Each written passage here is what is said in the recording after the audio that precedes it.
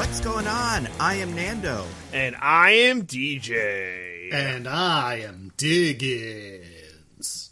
And this is Mostly Nitpicking, a podcast where every week we pick apart a piece of pop culture by looking exclusively at the details. Woohoo! Vroom. Vroom, vroom, guys. This is the vroom, the sixth, I don't know, one of these. Hooray! You lost steam on that one really quick. I didn't want to call it the best one because I think that will be up for debate amongst the group. And obviously, like Diggins, you haven't seen the rest of them, so you can't say, but it can be easily my favorite. So far. There's only one I haven't seen now. Which is 7? 8. I've never seen 8. I've never seen 8. You might like 8 more, but also I think 8's kind of a mess. I think 8 overstays its welcome. Yeah, it's true. But this one, boy, perfect welcome. I might actually enjoy 8 more because probably my favorite of these so far, which hasn't come up because we don't talk about it, is Hobbs versus Shaw. Ugh. Oh, Hobbs and Shaw. It's not Hobbs versus. What am I talking Shaw. about? Ugh. Now, here's the thing, Hobbs Nando. versus... I like it because it's bad. It's so bad and stupid that it becomes funny to me. You'll love 8. You're going to love 8 so much. I'm curious. I don't know. We'll see. It's something for you guys at home. It'll come soon enough. Although you got a little bit of while, like you got a while to wait. And we're not doing Hobbs and Shaw because we've already done it. But I mean, look, this summer's going to go by in a flash. It's big summer energy. Oh my god, yeah. It's going to be amazing. And we're going to have... we're all vaccinated. We don't have to wear masks anymore. Listen, we're going to have the horniest summer of all time. Right, guys? Damn right. It's going to be the roaring 20s all over again. Except for those people who are like, you know what, maybe I will just keep staying inside.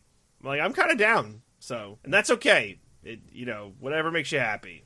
It's okay by me. You're okay by me. I prefer if you just stay in your homes, because then you can listen to us all day. That's true. Over and over. Oh, man. That's depressing. To the credit of podcasts. To the credit of podcasts, I feel like I listen to most of them when I'm doing something outside. So when I'm going for a walk or driving or something like that, that's when it's really podcast time. So, be safe, but also, listen to podcasts. Yeah, fucking listen. Like and subscribe. A lot of good stuff coming your way because we have new movies coming out. Yeah, we're going to have to go back into movie theaters, and I'm really depressed about it. I'm really happy about it. Yeah. I mean, I think the next time we will have to go to movie theaters for one of these will be Fast 9, right? No, like Army of the Dead. If we're doing that, isn't that only theaters? What? I thought so. I thought Zack Snyder's making us because it's his revenge for Justice League or whatever. No, it's only in theaters. I think it's in theaters this week, but next week it's on Netflix, which is when we're going to cover it. And then after that, sweet, awesome. Cruella. You can pay your $30 for Cruella, close, but yeah, you could buy that on DVD or on Disney Plus and direct video. And then we're gonna do 2 Fast and Furious movies, and then this. I guess we might go to theaters for other movies in between now and then, but I'm not going until I have to. I'm holding out, baby. Yeah, is In the Heights on theaters? HBO Max. That's an HBO one. Okay, yeah, it's very possible. If there was something in theaters this week that I wanted to watch, just like not even a new movie, just something I wanted to watch, I would go this week. Well, it's good that you can do that, Diggins. I'm happy for you. So, thank you. You're welcome. Speaking of you're welcome, let's talk about a movie where The Rock is a helpful sidekick. Yeah. Enemy turned friend, friend turned enemy. We got to talk about... Is he, though? I don't know. Is he a friend or was he an enemy? We'll get into it. Let's just keep going. Okay. All right, yeah. So, keep it moving. We're talking about the latest movie in our race to F9. Yep. Fast, ampersand, Furious 6. 6, yeah. That is this week's movie. Is misleading because in the opening, not scroll, but montage, when the title comes up on the screen, it just says Furious 6. So is that right? Very, very confusing. Yeah. If you were to pull it up right now, which you could go on the cock right now. You go on the cock right now. You can pull it up on Excuse me? After the is that a phrase I'm just now hearing for the first time? The cock. Yeah, I know what that means. Oh, sure. I mean, if you watch it on the cock, I watched it. I watched it on the cock. I rented you guys not call it the cock? I did it in some other legal way, but I recommend never. I feel like watching it on the quote unquote you need premium Peacock. to watch it on the cock, DJ. That's like the worst I way to have do it. premium. Peacock. Well, all the wrestling is on the cock, so I already have it. Yeah, it is. Yeah. Yeah. I mean, listen, this movie's, oh my God. I'm trying to find the actual title in this movie. Yeah, you're right. It's Furious 6. Yeah. It's very confusing. They realized their error as they were shooting. Right? They played the dopest song in the whole franchise. Mm-hmm. What's it? Oh, what's the name of the song? It's like playing in my... We Own It? Yeah, I think We it's Own It or something like that. So yeah, We Own It is the dopest song in this franchise. It's better than the Tokyo Drift song. It's so good. There was a moment in time where it was Nando and I's like go-to karaoke song. It still might be. We haven't gone back. That's true. We haven't tested it recently. I feel like I would be down. I feel like it would be something that I would try at a regular karaoke, but I don't think it would quite work. We're It's all a great song, vaccinated. though. Let's go do karaoke.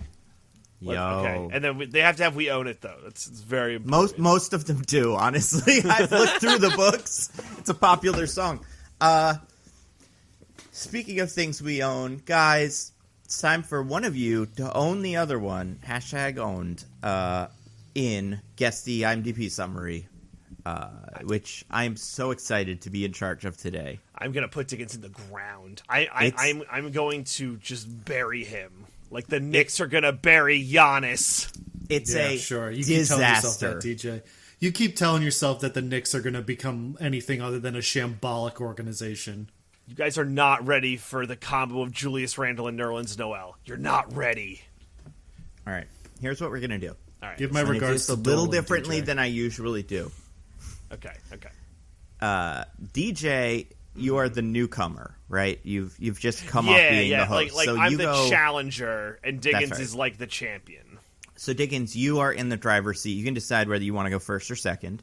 So before we start, do you want to go first or second? I'm going to go first. Okay. I'm not going to say anything before or between them. I want Diggins, you to say yours, and then be like, that's it. And then DJ, you say yours, and I'll determine the winner because we'll see. Let me just read it real quick. All right. Say when you're ready. It's so unusual. This is what I'm reading is the summary on IMDb. What I'm currently looking at in front of me is if you open up the page, underneath the poster it says action, adventure, thriller, and then some words, and then the director. And the some words is what we're doing. All right. So Diggins, go to town. Dom, Brian, and the rest of the crew are pulled out of a comfortable retirement when Hobbs shows up one day to inform them that there's a new crew of dangerous high-speed car criminals with one member from Dom's past. Okay, my go? All right. Dom and his crew are recruited by Hobbs to take down a group of high-speed terrorists who are stealing military components that could be a threat to the world's security, during which Dom must confront his past to save the woman he loves from falling into the hands of the terrorists. All right. This was something. I just knocked my mic off, or my mouse off of the table. Not that will make a difference because I think you both more or less got it most of the important stuff. However, there are a couple of specific words that I don't think either of you said. I'm not 100% sure. However, I will expect that you guys both listen to each other's as well, and I listen to them, so we'll kind of get a second opinion. I want to do that thing we did last time. What's going on? Where each one of you gives me a word. Okay. That is not the and right. Whoever gets one that's in the IMDb description first, or gets close enough that I think it counts, because there's one or two maybe that might count. If you do that, then we'll see. Does Diggins go first, or do I go first? Up to Diggins. All right, I'm going to go first. Retirement. Okay. DJ? Interpol. Okay. Diggins?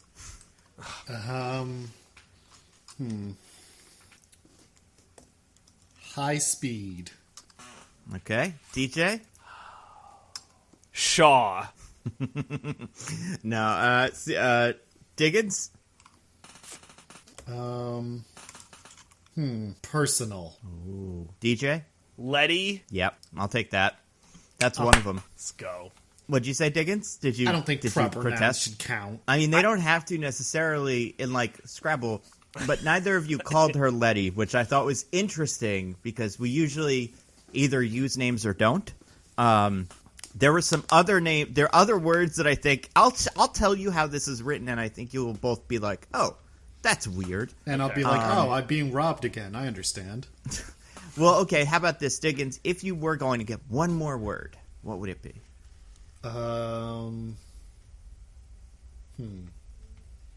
Amnesia.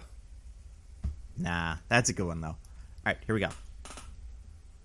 And just like, you'll see. Hobbs has Dominic and Brian reassemble their crew to take down a team of mercenaries. Oh, mercenaries. Dominic unexpectedly gets sidetracked with facing his presumed deceased girlfriend, Letty. Those are all good words.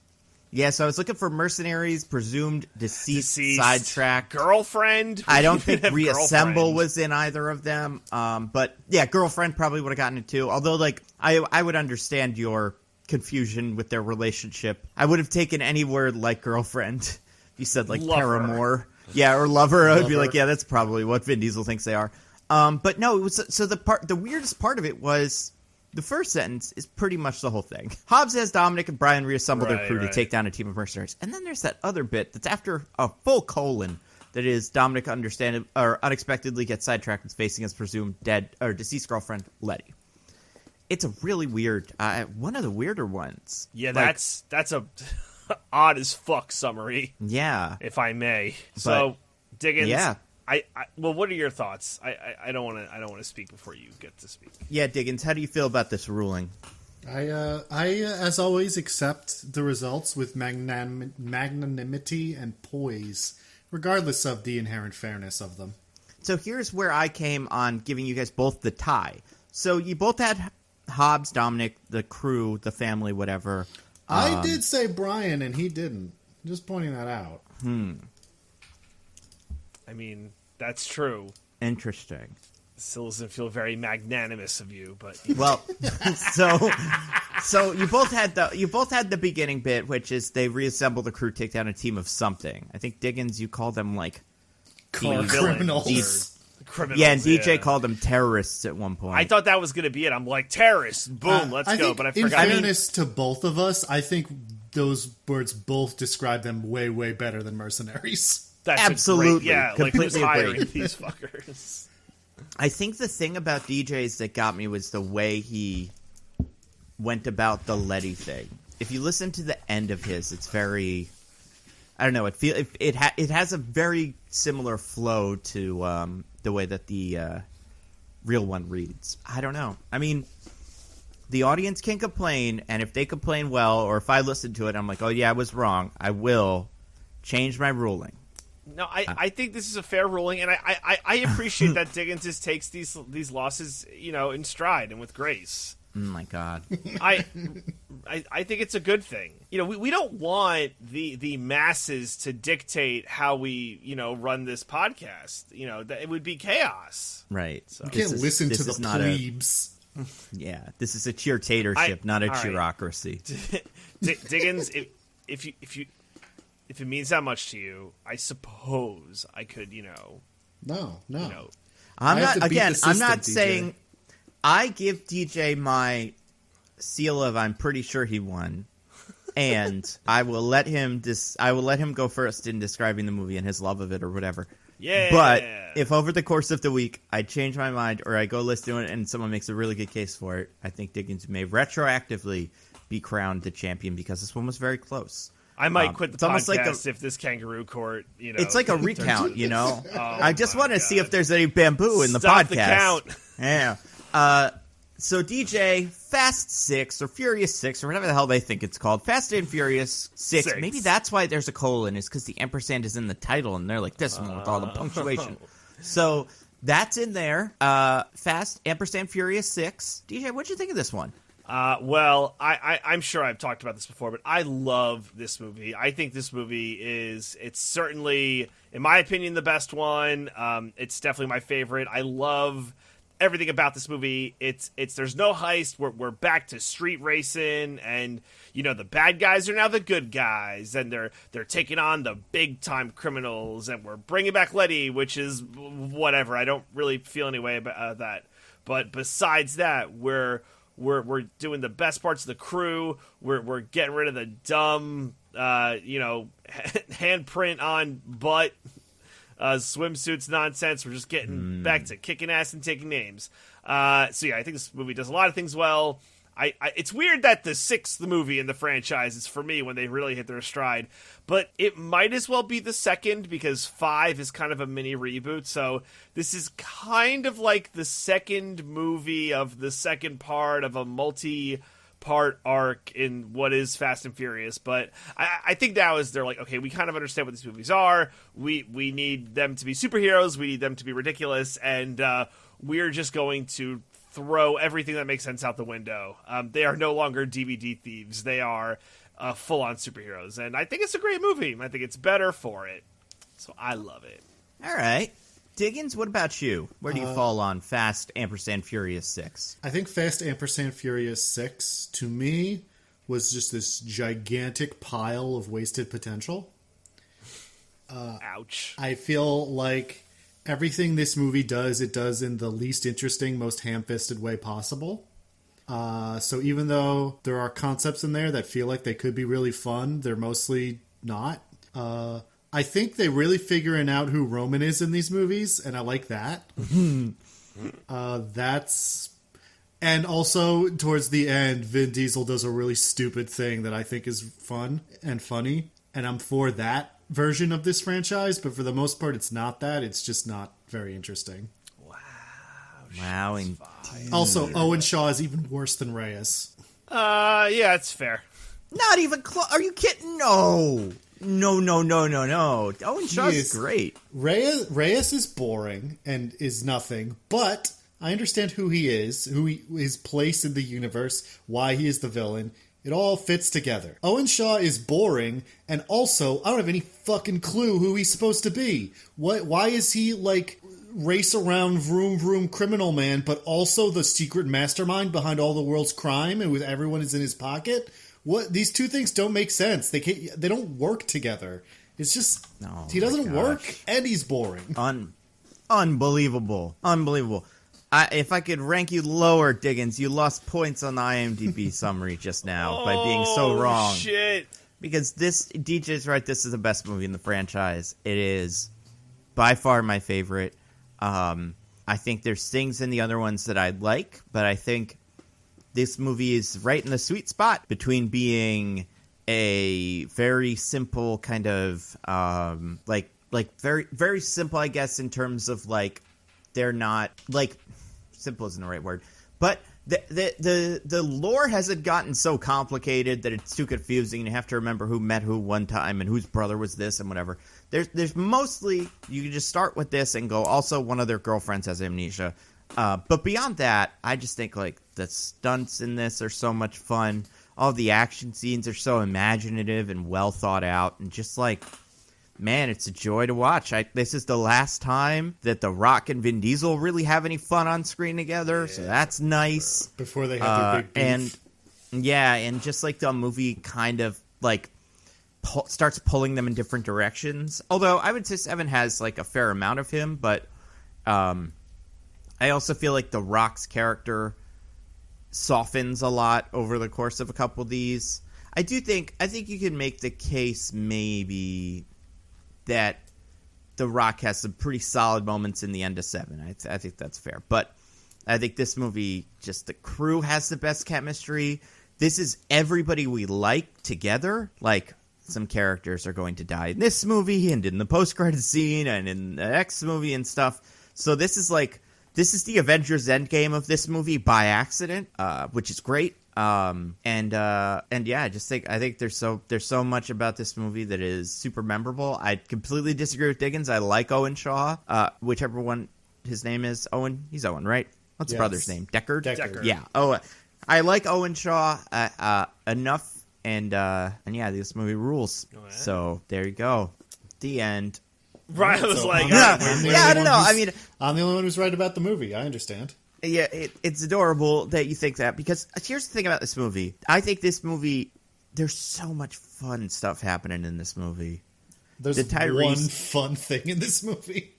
Oh, there's God. Way more than one. There's so many fun things. I think this movie realizes that it's kind of a clown car, and I think it leans into the aspects to, like, it's a good optimization, because I think 8 has this problem more than 7, although 7 also has this problem to an extent.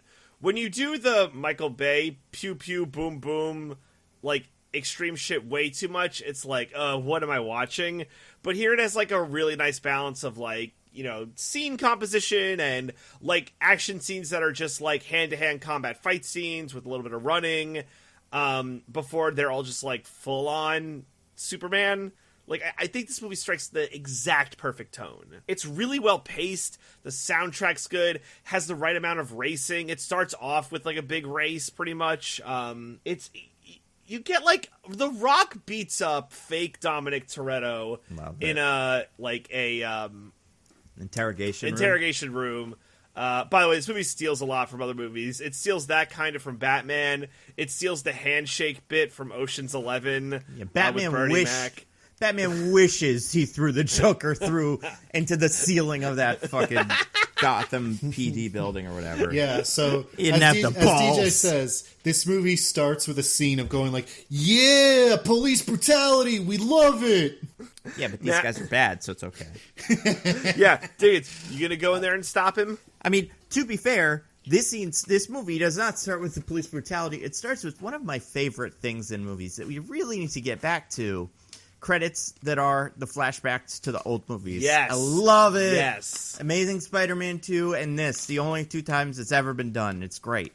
Every Avengers movie should start with a 45-minute long intro credit sequence that shows all the other movies that have any of the Avengers in them. It's the best. It's so funny. They keep the handprint butt bit in there. They get all the good stuff. I think the fun thing about this movie, besides the fact that it's great in general, is I think this is The Rock's. I think in the other movie The Rock was okay. In 5, The Rock has his moments where he's like pretty fun to watch. But I think this movie really goes. He strikes a perfect balance with me. He's so like serious, but also so like. I think in 5, I think the problem with 5 is he has a really big crazy attitude, but he doesn't get to do a lot of crazy stuff. Like, he's just kind of there to go like, Dominic Toretto, I can't believe you did a crazy thing before I got here, and maybe I'll run around a little bit. But in this movie, he does all the crazy shit with them, and it's so fun to watch. Yeah, I agree. And it's the good balance of, you get to see Dom and The Rock, like, run the crew, more or less, and, like, things are put in and they come back later, like, they're the cool. Tej is testing the cool. The harpoon, like harpoon gun, and it feels way more clear, like what each character is trying to do, and that they have like more of a character. I mean, Giselle not so much, but like they turned the butt scene on its head. It's like he's a man, and it's like, oh, we're gonna do a womanly sexy thing, but it's like, nah, we're gonna beat this guy up because we're gonna lull him into a false sense of security. Like, that's cool. I hated that. The subversion. Why?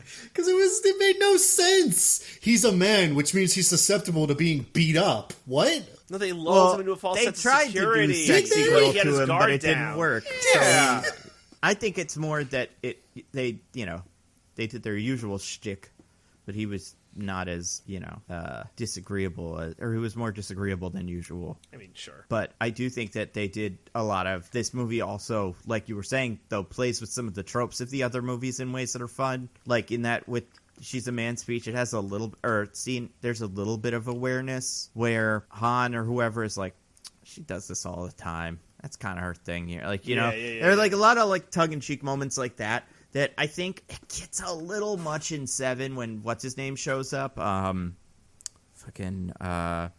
Russell? What's his name? Yes! Where he starts going, I saw the movie, you say this, ha ha ha. But I think this is just to get the right balance of like that kind of Iron Man level, like, self-awareness in terms of what a movie is like, and what you're doing. So you're very clever, but you're not like treating this like it's fake. But I mean, I think there's so many great things about this movie. How about that opening with The Rock and Vin Diesel, huh? Yeah. But that's when we get to see him with this like shirt off, and it's like, oh yeah, Vin Diesel's sexy. Yeah, he's working on his engine after he had sex with his girlfriend with no shirt on.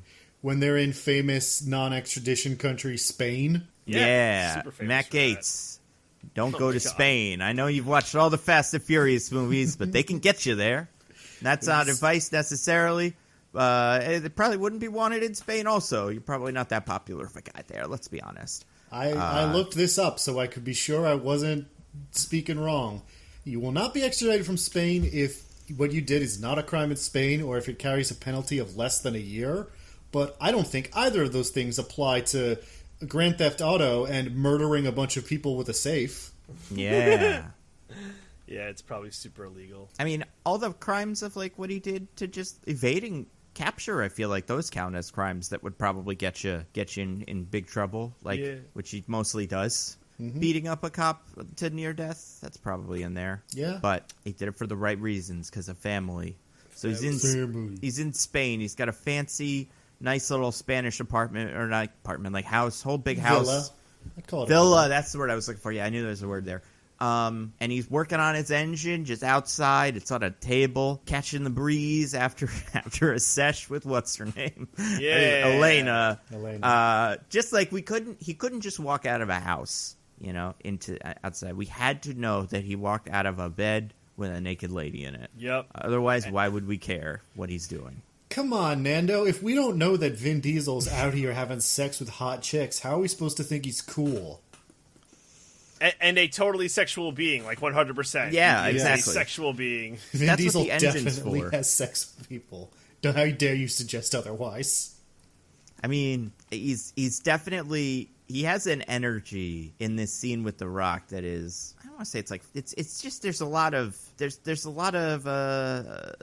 machismo. There's so much machismo flowing off of both of these guys that it's almost like, of course they both have lots of sex. Look at how much they don't like each other. Impossible. Do they That's not what like men each do. other? Like, he doesn't like take him seriously. I guess that's more of it. He's so aloof that it's like, I feel like that's how you write like a guy in a movie like this, is just have him not take anything seriously. And I think The Rock doesn't like that in this movie. 5'7", he like gets used to it. I don't think that. So this is one of my big problems with this movie. Is I think The Rock. I think the Hobbs and Dominic relationship is utterly bungled. How so? Explain. I need to hear this. Because, I mean, maybe they, like, mildly don't get along personally at the start, a little bit, but there's no conflict between the two of them in the entire movie. At no point do they ever disagree or fight or not like each other in a particularly big way.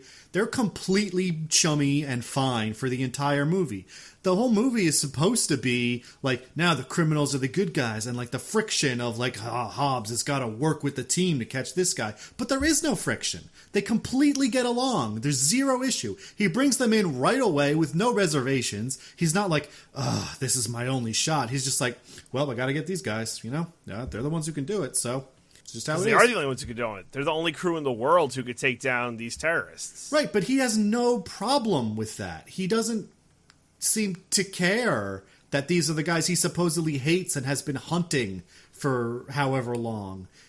Like, all antagonism from the last movie is utterly dropped, and it's like, the whole point of this movie is to show him going from the antagonism to, like, friendliness, or at least, like, being willing to respect them. But it's not that at all. He starts at friendliness and respect and goes nowhere. Well, Diggins, don't forget from the credits, there's that one scene where he smiles after seeing the empty safe. That like, is true. You guys. He knows they're we're Robin friends Hood now. types, They do wrong things for the right reasons. And Hobbs gets them. I think The Rock in this movie is phenomenal. But I also think, I think you could do a movie like that. I think them not being on the same page is more of like a almost like superficial tension. But I also don't think that's like what the movie. I don't think that's the difficult part of the movie for me. I can see what you're saying. It would be more interesting maybe if like that created problems for them, but I think the movie thinks that's what the movie's about, because the whole ending thing is them going like, never thought I'd trust a criminal, never thought I'd trust a cop. And it's like, that's not what the movie's been about, guys. What are you talking about? You guys trusted each other from moment one. I don't understand. They meant like beforehand. They're like, oh, before this movie, we didn't think this would be possible. But you put that at the end if that is supposed to be their character growth, and it's not. That's my point. So I think, Diggins, that is a quibble that is valid and definitely falls into the mostly nitpicking bucket of, I don't know, things that are... I'm being done so dirty right now, but go on.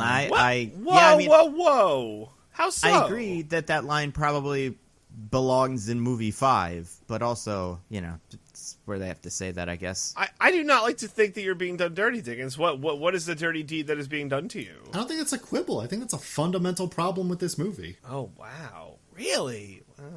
I mean, I think you're working backwards from... I think you could work backwards from that line and say this is a fundamental problem with the movie, but if you take the line away and you just go, maybe they do kind of work together. They don't like each other, but they, make it work because of the Letty thing and crimes, then it's fine.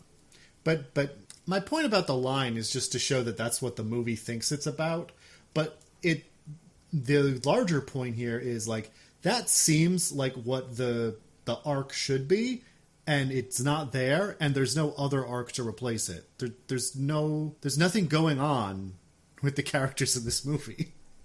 And so it's I guess you don't have to in a big action movie. It can just be big cool stunts all the time, but it feels like the movie wants me to think that there's emotion happening and there isn't. I mean, do you have anything besides that interaction that you think? Well, I mean, the whole thing with Dom, the whole why I think that it should be. Well, yeah, I mean, think about one of the pivotal moments in the final act is Hobbs letting them let Owen go so that Mia doesn't get killed. That's supposed to be a big moment of well, man, Hobbs is all about the law, but he's not going to let Mia get killed. He knows these guys or whatever. But again, he's trusted them from the beginning. There's no growth in that moment. It's just him doing what makes sense for him to do because he's been friends with these guys the whole movie. So there's no tension in that moment. There's nothing to be worried about. It feels very deflating. I wonder if there's extra scenes in there that if it kind of played out maybe The Rock is talking to Gina Carano I don't like that we have to do this, but we gotta do this. But he plays everything where it's The Rock the Rock can never be desperate. That's why his play is Toretto, you're gonna beg me to come help or to help me. Right, because The Rock can never be in a desperate situation. So, but I mean, it that's goes why he has both all ways. The power. I mean, Dom doesn't seem particularly upset to be working with Hobbs either, or nor does anyone in the entire crew. They're just oh, this is what we're doing. All right. They don't like Hobbs. They make some cracks at him, but there's no real tension between them. I mean, the tension, I would say, in this movie comes from all of the Letty business. Yes. Where Dom is I think Letty is gonna, I think she's savable. And he's no, she's not. And everybody, no, except no one ever says that second thing. No one ever suggests that Brian, they should. He doesn't say, what? What are you talking about? Yeah. Brian is because when Vin Diesel goes, you never turn your back on family. And Brian goes, what if she's gone, Dom? Even if they turn your back on you, you never turn your back on family. Okay, that's one moment of lip service. I mean, there's no real tension in that. No one is ever seriously, trying to go after Letty because they're she's on the enemy team, guys. I know she used to be your girlfriend or whatever, but we got to do what we got to do. It's just Brian says that one thing that one time, and otherwise everyone's totally on board with Dom trying to save her, and no one argues or does anything else. Because she's family. They'd all do it for each other. Never forget. I don't know. I get what you're saying, that there's what you would expect this movie to be would be, oh, the good guy has gone bad. The Fate of the Furious thing, right? Where it's like, oh my god, Dom's got bad. Where it's like, Letty's gone bad, and she's back from the dead. Hobbs has to recruit the villains. So there's all these setups where you would assume that it would build tension internally, and the movie doesn't do that. But I guess I just never expected the movie to do that. I'm like, yeah, we're here. This is what they're doing. This is how the movie's been set up. I'm good to go. So I don't know. Yeah, I think I'm kind of with you. I'm with you, DJ, because I feel like there's enough going on otherwise that I think the tension is just like, I think like the main tension of the movie is, are they going to be able to stop the guys? And like, is it, they're facing off against their perfect opposites. So will they be able to beat up this crew that is better than them at driving in every way? Which is I'd say the main pitch of the movie. It's like we are fighting specifically car-based villains. The evil opposite thing is so half-baked. It's great. It completely falls flat for me. The evil opposite is, like, I guess everyone they've fought so far has been some sort of crime boss that also happens to have a car. But these guys are crime bosses whose specialty is cars, and they have cars designed to make driving difficult for our heroes. And I think that is wonderful. Like, I think if you had to design a perfect action scene in this movie, you would start back from, okay, so they solve all their problems with cars. How do you make that difficult for them? Well, what if they're fighting a car that is a tank? Or what if they're fighting flipping cars that flip other cars? And I think that element of the perfect opposite kind of thing is very well executed here and makes for some very interesting action scenes. I guess... And I think... Oh, sorry, you finish. That's it. I guess what bothers me is the movies go with a very character-heavy approach where it's all about the family and the crew and, like, you care about these guys, but they never do anything with their characters. There's never anything actually going on with them. And so it's like, so why do I care about them? I mean, so, like, when... I mean, that's fair, right? So, like, real early in the movie, Dom sees Letty in the flesh for the first time since he thought she died, and she just straight shoots Dom right in the chest. And as I'm watching this, I'm like, oh, Letty, no. But like jokingly, because I've seen this movie 1,000 times. And Michelle is like, I feel nothing. And like, right, and it's like, is that kind of what you're getting at? Yeah, the last time we saw those characters interact was in Fast and Furious 1, The Fast and the Furious, excuse me. Where he didn't really seem to care that much about her. He kind of treated her just like as an accessory, where it's like, I've got to have a hot girlfriend. I'm a fast street racer man. And now it's been built up into this like incredible like romantic love to stand the test of time. But without ever showing a single scene between the two of them, we just pretend that's what it is now. So yeah, why would I care? You haven't shown me any of this. Well, you get them in 4. You get, like, their relationship in 4, and you get the absence of her as, like, a... I mean, I do think 5 screws it up by throwing what's-her-name in the mix. Elena. But I think if you didn't have her... They do interact a little in 4, but, like, barely. I mean, there's, like, the whole... There's, like, that's the whole difficulty in the beginning is, like, well, what are you going to do with Letty? And you're going on the run, but she's the one you really don't want to leave behind, and that's going to be really difficult for you. But and also, then the solution is that he leaves in the middle of the night without talking to her. Yeah, because he's so serious. But there's no actual relationship between them. Is my point. Like, of course, I understand on like an intellectual level. Like, this is a woman that he loves, and he has to leave her to protect her. That is sad, but without any real grounding in like having seen their relationship and coming to care about them as specific people, that only gets you so far. And it is a crazy way that plays out because it's like, I have to leave. I can't be with you, otherwise you'll be in danger, so I'll leave you. And then she immediately gets killed. Like, that's pretty... You'd figure you'd go in the other direction with that. But also, I guess the thing with me with the Fast and Furious movies, and specifically 5 and 6, although the other ones have obviously hints of it, is like I am invested in the lives of the family members specifically because I enjoy watching them fuck around between scenes. Like, it's the chemistry and the likability of generally, like, of the characters that makes it like, oh no, I hope Tyrese doesn't die in this, in this tank, because of how, silly he was earlier, or, there's a lot of little scenes like that, like the one where they get the cars from the auctioneer and stuff like that makes you, I like these guys. And I guess it's that, and they do a little bit of like oh, Ludacris, such a good guy, breaking all the ATM machines for the children. But Tyrese, hey, let me get some he'll give you some coupons. Yeah, Tyrese, he's still a cheap jerk. We love him. I feel like this movie I'm pro Roman. I'm not gonna front about that. Good.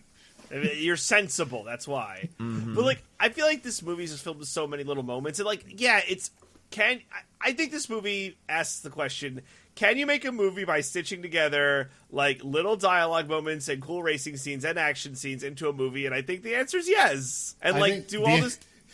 I think I understand why that works for you guys and why that works for so many people, but it does not work for me. I need something to hang my hat on to care about a character. That's fair. And, I think my most critical thing I could say about these movies, right, is that I think it suffers sometimes from too many character syndrome, where it's how do you feel something when so-and-so, dies at the end?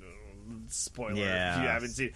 Or when Letty shoots Dom after seeing it for the first time, and how do you manage to feel things when it's hey movie, have you done that work? But I don't know, it's just oh my god, his ex-girlfriend shot him. No, thank god they got rid of those fucking brothers. Can you imagine if they had to tag along too? Yeah, that would be... I mean, I did enjoy them, but they got caught at the casino. I mean, I think the Letty shooting Dom thing was... I thought that was pretty cool. I like that. I remember it was in the trailer, though, so it was, not that big of a shock in movie. But I think... I don't know. Yeah, I think I just like the makeup of the villains as from, on a functional level. Speaking functional... but also as I like what they can do and how they create fun action driving scenes. I think some of these driving scenes are some of the best in film. They're very good. There's and they're so creative. They really go what would it be if this guy was driving this thing and this guy was driving this thing, and they had a gun that you shoot at the cars that makes the cars stop. There's just so much shit like that. That's they're the worst villains for these guys to fight, and that's great. I thought about that, Nando, because they shoot it out of a little grenade launcher. I'm you know what would have been effective against those? A grenade launcher. It just would have taken them out right there. Or a net or something like that. Any of the things you would use for that, yeah. I mean, it's... And then, the way that the family solves those problems is so fun. When Brian, slides, does the drift, and then makes the little magnet go off his car. I don't know. This movie's terrific. Who's everyone's favorite character? Diggins, I'm guessing yours is Roman. Yeah, definitely Roman. Yeah, I think the Roman and the Rock bits in this movie are quite fun. Not that there's a lot of them, but a lot of that sticks out. Would you like my favorite character? Yeah, if you want. Jump the line. I don't know. What's your favorite character? I don't know why I paused so long. In this movie specifically, it's The Rock, because I think this movie is peak Rock before... The Rock takes a little bit of a slide. Yeah, I feel the problem with 7 is that it doesn't have enough Rock. He's sidelined, Yeah, he's not in the movie. Yeah. The parts with him flexing and breaking the cast, very fun. I was going to say, I feel, if I recall correctly, the best parts of 7 feature The Rock, though. Oh, yeah, no, there's some great there's Rock so few stuff. and far between is the problem. Yeah. But that's why in this movie, you get a lot more of him. And he's just ridiculous. And even the scene where they copy the Bernie Mac scene from Ocean's 11, that's a great scene. Someone told Captain America he needs a permit. The scenes are so good. Yeah. It's a lot of high quality stuff. Justin Lin really crushed it with this movie. I will say, as a real quick aside, I have some hope for 9 because it is Justin Lin, and in terms of the premise is we gotta take down a big guy because of such and such thing, and it's probably gonna go way over the top. Because of family, DJ. Because of family. Yeah, and as long as they could stay somewhat grounded, even though they go to space at one point, I think it could be a really fun, good movie. But if it won't be, as long as they can stay somewhat grounded. I don't think space immediately makes the movie bad or anything. But I do think it's gonna be tough to continue grounding the movie when they have rocket ships. Although. if you do it right and the characters just go, what, a rocket ship? And then everybody else goes, yep. And then maybe you're like, okay, that's all I needed. I just think this movie excels, and like, oh, right, my point on The Rock, sorry, before I forget. So the Rock is good in this because, you know, he's in it. 7, they kind of sideline him. And then my problem with him is 8 is he's not Hobbs anymore. He's basically one of the crew. And like, Diggins, you could argue that movie, his character makes no fucking sense. Like, at least in 6 and 7, he's still a cop. But he's, if anything, Dom and his crew are the mercenaries. Like, they're the mercenaries in this movie. I haven't seen 8, so I can't speak to it. But it doesn't sound like you guys are super hot on 8 either. So I can't imagine I will be. It's not my least favorite for sure. But it definitely, looking at this movie and then the things I really like about 7... Some of them are present in 8, but I just like, I don't know. I think 8 felt a little gimmicky. I feel like 8 was trying to recapture some of the fun stuff here, where like you'll see it later, but just like the idea that like in this movie the climax features the main characters fighting a plane and like doing driving against a plane, and I think it's not like grounded and realistic, but I think it's really well. Like I think the heightening is pretty solid, and the way that the fight plays out in terms of just like the mechanisms of who's doing what are very well defined. And in like 8, they just seem like they kind of go, okay, well, what else can we use? What's another vehicle that is big and hard to fight? And it's like submarine. Yeah. Well, they can't fight a submarine. Well, what if they're on ice? And it just like doesn't feel like it's as, I don't know. It doesn't feel like it's as quite. Just it's not as tight of a pitch. And I think there's other things about 8 I think on paper makes sense, but I mean this movie like does all of those better. Do you guys want to talk? Let's see. Okay, so my favorite character is also Tyrese probably, but also if I have to pick a different one, I don't know. Han's fun. Han and Tyrese are the two best ones because they both get their asses kicked. And that's great. Yeah, they lose a fight. The thing that Dom and Hobbs are contractually obligated to never do, even though it would make their characters better to lose a fight every once in a while. I think 6 is when their contracts kicked in for this, and then I think 7 is where a lot of the other contracts kicked in. But yeah, because there is like a little bit of losing fights in 5, but yeah, that will not come back. This movie also has like. Just some of the fight scenes are also pretty wild. I don't think that the movie really gets back to the level of some of the fun action, just like hand-to-hand action scenes, which isn't necessarily what you go to a Fast and Furious movie for. But I think I'll give it to you, Diggins. I don't think I think there is a missed opportunity with The Rock being more of a half Javert before he goes full like member of the family, which he does in this. And I also think the Letty Hobbs Dom tension should be a bigger factor into like they're going off book to save Letty or whatever, and Hobbs doesn't like that or whatever. But besides that, all the action scenes, all the fight scenes, all the like small personal stuff, like the little fucking around scenes, everything except for one stupid little bit in the middle of the movie that confounds me to this day. I think is like peak Fast and Furious, and just peak action movie. Not like peak action movie in terms of like the greatest thing ever filmed, but just like really solid 2013 action movie. But we haven't even talked about what this movie's about. It doesn't matter really though. We kind of did. It kind of it's like 50-50. Like the story matters in this movie as much as like you want to like think about it. Like the climax of this movie, they throw everything out the window. Like they're at one point, and I maybe one of you guys could explain it to me, but they Hobbs and Gina Carano, they go into the abandoned warehouse where the hideout used to be, and they found a paint, and they're like, okay, this paint is only used in certain military bases. We found the military base that uses the paint. That must be the military base they're going after. I'm like, how does that make sense? I don't understand. Like, did they have someone inside the military base using the paint? And, like, they also got the paint? Like, I couldn't figure out how them knowing that Shaw used a certain paint from a military base made them know that they were going to attack that military base. You guys remember this? Yeah. Oh, yeah. I remember that bit. So, I mean, it's tough. Like, that lost me. some of the characters are like on both sides, and there's a lot of like double crossing and characters knowing a little bit more than they should, so there's a little bit there, but also, yeah, I think there's definitely too much. They might as well just all do the race and then find a piece of a car with a note on it that says "Go to the next thing," or right. The next scene is in Italy, and then they go do that. But so this movie is about the Letty is back, but also we got Owen Shaw, a very good guy, the world's least interesting man, or antagonist. No. Definitely more interesting than a lot of the villains of these movies. Yeah, he talks more than most of the villains, so there's that. Maybe that's why I like him less. He's got a little bit of screen presence. I like Luke. Is his name Luke Evans? Yeah, I like Luke Evans in this.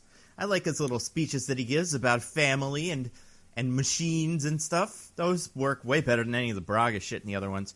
But also, I think he's I don't know. There's something about him that makes him kind of he feels different from the other villains in these movies because he's the first one that also drives a car. I guess GK does a little bit in Tokyo Drift, but like all the other villains are just some mob boss with a goon. This guy, seems he's a different class of guy. And I don't think we'll get back to that except for another character from the next movie. But like 8, for all of the things that it seemed to learn from these movies, returned to person who doesn't drive cars be the villain. And I'll never understand that. I think it's telling that there's only one villain in these movies they've ever like redeemed and made a part of the crew. And it's because it's the only villain in these movies that's ever been interesting. Interesting indeed. I mean, I don't know about villain, but I would say The Rock is definitely an antagonist turned. Yes, that's why I use the word villain. Friend. Yeah, so I'm trying to remember. I don't even know if that happens in 8. It could. But it's great. That's the solution. It's great, guys. It's great. Yeah, it's great. It's great. So the bits with so that's the plan, right? That's the whole bit. Like the setup is there's this guy Owen Shaw. What do we know about him? He's British. He's British and he's stealing military tech because that's what Bond villains do. They steal military tech. Yeah, sell it to the highest bidder, probably. Do you hate that he's a Bond villain, Diggins? Is that why you don't like him? It's like, oh, they just made a Fast and Furious Bond villain. In what way is he a Bond villain? He's British and he steals, like, military tech. I guess. That feels pretty Bond villainy. I mean, it's definitely the Bondiest of the movies so far. It's definitely the most global plot in any of these. Well, they graduate in this movie. I explained why I don't like him. I don't think he's personally very interesting, and also he doesn't make any sense as a character, like as his role. Who would have been if you were to repitch this movie where you want it to be okay? No, I don't mean like the actor doesn't make sense as this character. I mean, no, I know what you mean. Yeah, like it doesn't make sense to me that this dude like secretly controls all the government agencies or whatever. So would you have preferred if like Letty was the big villain? Like what if somehow like Letty became this like power broker? Like Letty's the power broker. What if Letty's the power broker? No. And she's pulling all the strings. Like that would have been so stupid that it might have wrapped around and been fun for me. Okay. I'm just trying to pitch ideas to be like I'm trying to fill the gaps to where, like, what do we need to shift in the Rubik's Cube to make this a more complete movie for Diggins? Yeah, I mean, I think, like, I don't know. It's so interesting because I actually like, I like him and his plan of just, like, I want to get a thing and steal a thing and sell it to people, bad people. That's, like, a pretty standard movie plot that's totally for fine. Any villain. That's totally fine. I don't like that they add in, like, everybody on Earth is in his pocket and like he is secret mastermind of all criminal activity. That's where it gets like, who is this guy? What are we talking about here? Well, so he has Interpol in his pocket. He has, or not Interpol, DEA and the FBI. He has all the cartels in Mexico working for him. Like that's true. What are you talking about? Far reach. He's just a dude who steals things in cars. He doesn't need to be also the world's biggest super criminal. Well, apparently they're the best, like, motor. There's only one crew in the world who can do a job like this. And you think it's going to be Dominant's crew. it's not. Yeah. And also, it's like, I mean, look at what the Fast and Furious gang have been able to get away with their, their limited skill being completely useful in every single situation. Like, what if you started to drive for evil? Well, you'd be able to get away with some shit. So then you'd be able to, like, become billionaires. Well, it's funny because, like, after the first encounter, right, so Hobbs gets the crew, Dom and the crew, to go against Shaw and his crew v. crew, because Letty is somehow part of Shaw's crew. And after the first time they meet, like, Roman is the one who's, like, the most clear-eyed. He's like, guys, what are we doing? These guys are super, like, terrorist criminals. Like, we're just guys. Like, what are we doing here? That is fun. Like, but everyone else is like, no, this is no one even responds to him. He's just like, guys, what are we doing? This is crazy. This is out of our league, man. And Ludacris is just like, man, you need to chill. It's like, I don't know, Tej. I think Roman's got some, like, real good points. I mean, this guy is going to steal the super secret bad thing. So you just do what the government says and die for your country to stop the terrorists. I don't know. But I don't know. I guess so the movie starts with all of our characters separately living their lives. Yeah. Mm-hmm. Who has the best life? Oh, Roman, easily. Yeah. He's got a plane. Yeah, I mean, he's got his It's Roman Bitches plane, and he's got all those ladies he's taken to, where is he taking them? Hong Kong? I think they're going to like, Milan or something. It's like, you haven't seen blank, and so you've seen it through my eyes. Yeah. I thought they were going to somewhere with casinos. I don't know why I thought that. I gotta go on the cock. Yeah, can you... God damn it, I can't. I'll find it. I have the movie. I remember being interested in the place that he said, but I can't remember what it was. Macau? Was it Macau? Macau. It was Macau. Yeah. You haven't seen Macau, and so you've seen it through my eyes. I thought it was in China. Okay. So we got there, fam. Trying to think. But they all get that call that's like, hey, yeah, there's lots of shit going on, and we need you guys. Like, I'm trying to remember everybody's state. Tej is just, like, hanging around in Miami still. Wait, he can't be in Miami. Wouldn't the feds be on his ass? But, I mean, he was at Miami at the end of 5, as was Roman. Oh, yeah. They just must be really good at evading the police. Wait, no. Wait, but the are money they that there? shoots... The money that shoots out of that ATM is not U.S. dollars. Oh, that's true. It's like pink or some shit like that. I don't think we know they're in like, I think they could be in any country at the end of Yeah, time. I guess they could be anywhere. I don't know. They well, should wherever be, he is, he's just hanging around and shooting money out of ATMs. Super cool stuff. Just shoot that money out of that ATM. Theft is cool, and cool people steal. That's my position. It is cool. No, I Banks meant got that money. sincerely. Yeah, I'm with it. Yeah. I mean, they don't steal from the banks. whatever it's called. Yeah, Hey, what's the everybody. villain machine called? I can't remember. A villain machine? Yeah, what's the thing Shaw wants? Oh, I don't know. It doesn't matter. It's like the nightshade or the MacGuffin. Night He wants shade, I think MacGuffin. sounds right. It's like the black. It makes all. It causes like a big blackout and stuff. It Blind makes as the shit. technology stop working. Yeah, DJ, do you remember the line? Blind a soldier for a second on the battlefield, he could lose his life. You blind an entire country for 24 hours, the loss of life could be catastrophic. Yeah, there you go. I knew you remember that. I feel like we've said that line before on the show. It's such a I good know line. this movie way too well, guys. Like, Yeah. I know this movie way too well. So yeah, don't steal nightshades, but don't steal money from. I'm not telling you to commit crimes, but I have a higher opinion of people that don't steal nightshades. I guess is what I'm saying. I have a higher steal from opinion of ATMs? people Hey, who I don't know steal what to from say. banks than people who steal nightshades. Yeah. So Ludacris is just kind of hanging around, blowing up ATM machines for fun. Not like for fun. Well, for the people, he's like a Robin Hood type. Yeah. Only when he gets challenged on whether he's helping the community, though. So. Right? I guess it's good that they did it. But I mean, he Then did you have that got- set up and ready to go.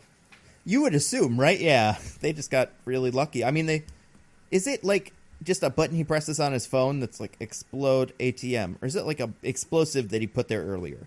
It's not explosive. He like hacked the ATM and he just hits a button that makes it shoot out money, I think. That makes sense. So then it's like, yeah, I guess he could do that everywhere if he wanted. So it almost might be that those people just pestered him, and he was like, all right, fine. You don't even blow up the ATM. I got you guys covered. You've challenged my dignity on whether or not I'm a good thief or not. Yeah, like, oh, shit, I forgot I was supposed to help the community. I mean, he's driving like an insane Ferrari around, and it's very nice. That is true. But, and then we got, what's his name? And then, Giselle and Han are having marital problems. No. No, they love each other. They do. They're just having some problems. Having problems doesn't mean you don't love each other anymore. Are they having problems? Yeah, I don't know. Yeah, because Han's like, don't you think we should settle down? And she's like, aren't we? And he's like, nah. Doesn't seem like problems to me. I guess that's true. They're having disagreements about the nature of their relationship and where they should go from here. I mean, marital problems don't have to be a bad thing, DJ. They could just be, a discussion you need to have with your partner. And anytime you have the word problem, it's a problem. Like, it's in the name. I don't know, DJ, you're the married one here. I think you would know about open and honest communication with your partner. Oh my God, I mean, do I have problems? Are Han and Giselle even married? They're not married, right? No, I'm just saying it that way. Okay, that was the quibble I had with it. Was like, did I miss something at the end of the last movie? If you make out with someone in the Autobahn, does that automatically make you married to them? Yeah, that's actually how German wedding ceremonies take place. It's like common law, but you just you're in a car, you make out, boom, married. You have to be speeding. Well, not speeding because there's no speed limit there, but you have to be going at least 90 on the Autobahn before it's legally binding. Yeah. He was going 200 on the Autobahn. I know they got married a couple of times on the Autobahn. Yeah, it's like they're triple married. But we get they all get the call. Also, two of them get calls, and I guess Han and Giselle get a call, but they also get surrounded by cops. No, the Chinese police get the call, and then they surround Giselle and Han with guns before giving them the phone for some reason. Yeah, fucking somehow. That was insane. Well, I mean, they surround them with guns, but also the police don't come in with guns drawn. Han and Giselle see the police showing up to, do something, and they just whip their guns out. So I guess maybe the police were like, all right, I'm going to give this guy a phone. That's my job.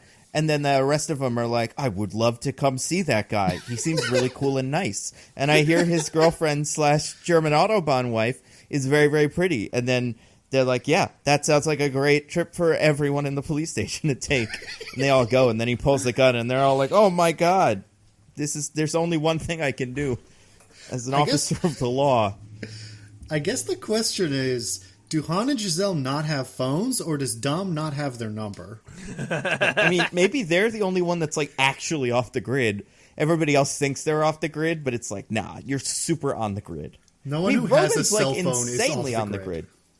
Yeah, exactly. And he has a plane that says his name on it. It's that's pretty on the grid. You usually have to register your flight records and stuff. That's true. Yeah. Roman Polanski.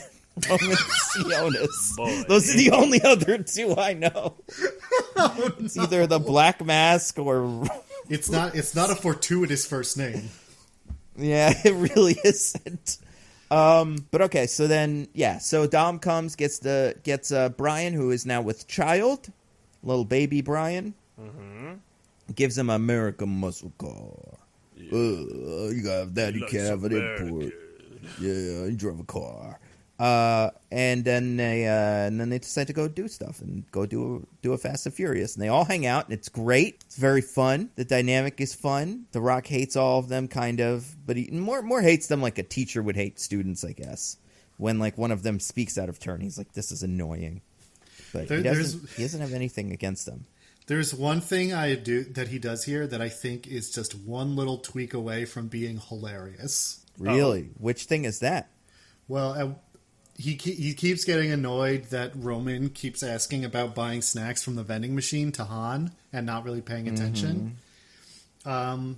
And so eventually he just pulls out his gun and shoots out the glass of the vending machine and says, take whatever you want or whatever. It's on the house. I think he says, it's on the house is the line, yeah.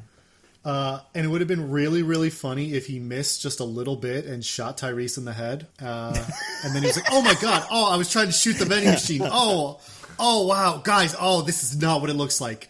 Oh, shit, guys, I am so sorry. You fucking imagine? Well, and then everybody was like, well, can you shoot the vending machine? Because I am hungry. Well, then later, when Roman shoots the harpoon, he could have murdered Dom. Oh, yeah, the amount of, people using guns as fun things is so... It's almost like there was someone who wrote the movie and they were like, all right, we're going to have all these action scenes and these many guns are going to get fired. And then there was someone else that was like, that's 3 too few. And it was like, all right, well, I guess we're going to have them just shoot each other at home. They're just going to have to whip out their guns at any moment because it's fun. And The Rock, man, I remember this when he pulls this gun out. It's a humongous gun, first of all. I can't imagine it's like some sort of standard issue pistol, even for the DSS. But he just pulls it out and flicks it over his shoulder. It's a very cool move. He's a very cool guy. He just in one smooth motion, draws it from the holster, fully extends his arm, points and shoots without a moment's hesitation. Which is why I think it would have been very easy for him to accidentally murder Tyrese with it. That's how good he is, dog. What if instead he murdered those 2 brothers that aren't in this movie? They were both standing one in front of the other and right next to the vending machine, and that's why they're not here. And they just died on screen, and everyone was like, oh no, Tego and Leo, how are we going to do this without them? Or what if he killed Elena, and he was like, I think we're done with her, right? And then they were like, no, she's for later. And then they were like, shit. Really need her, actually. You have no idea. It's important. It's real fucking important. Speaking of Elena is not in the movie because she is not, a Fast and Furious driver. However, The Rock, for some reason, needs an assistant. So he grabs an actor. Boy, howdy. He grabs everyone's favorite actor. Yep. And the star of the next Shen Bapiro movie. Yeah, the actress that everyone was fan casting as Wonder Woman back in the day. Oof, before she did a movie with the real Wonder Woman. Guys, could you imagine if there was a actress playing Wonder Woman who was the subject of some kind of controversy? That would be a nightmare. Yeah, that would be bad, wouldn't it? Especially if those movies were good twice in a row. Whoa, what a disaster. I think that Gina Carano in this movie is certainly there. She beats up that guy. She's fine. I mean, she's there to do fight scenes, and she does them. She's fine. Yeah, right, because we've gotten to the point, right, where we have a Michelle Rodriguez. Michelle Rodriguez is in these again, which means the bad guy needs to have one female kickboxer on staff that can fight Michelle Rodriguez a couple times. Wait, Nando, what are you talking about? We just said that she's working with The Rock. What do you mean a female bad guy? Oh, I'm sorry. Bad from the perspective of Michelle Rodriguez. So obviously a good guy for us because he is a police. Yes. But a bad guy, yes, from her perspective, which is very important. So, yeah, she is this one's one, and the other one is the actress that I always confuse. Or not even actress. I don't know. They might as well be the same person. Which we'll see in next week's episode, or the next movie we do.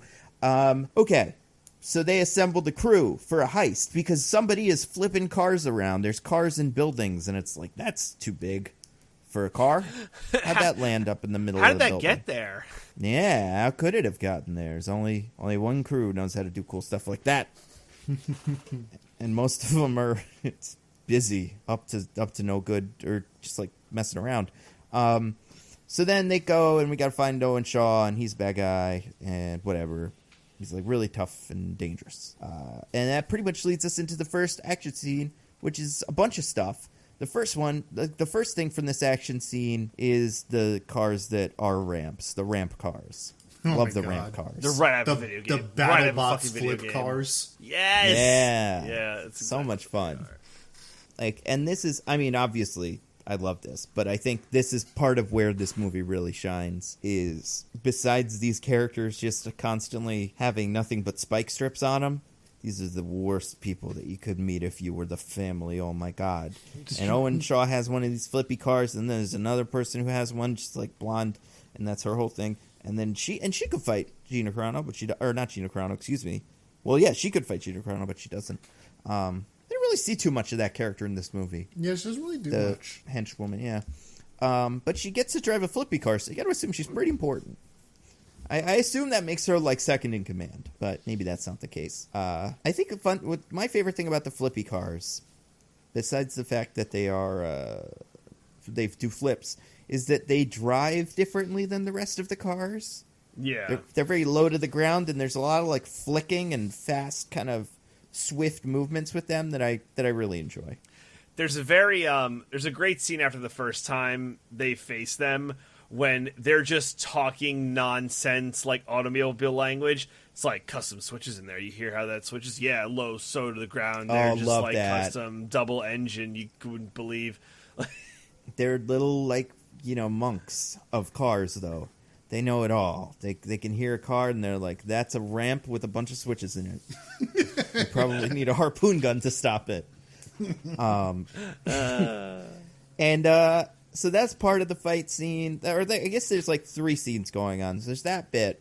There's also a bit where The Rock's giant mega car is going after some of these guys because he has the biggest car ever.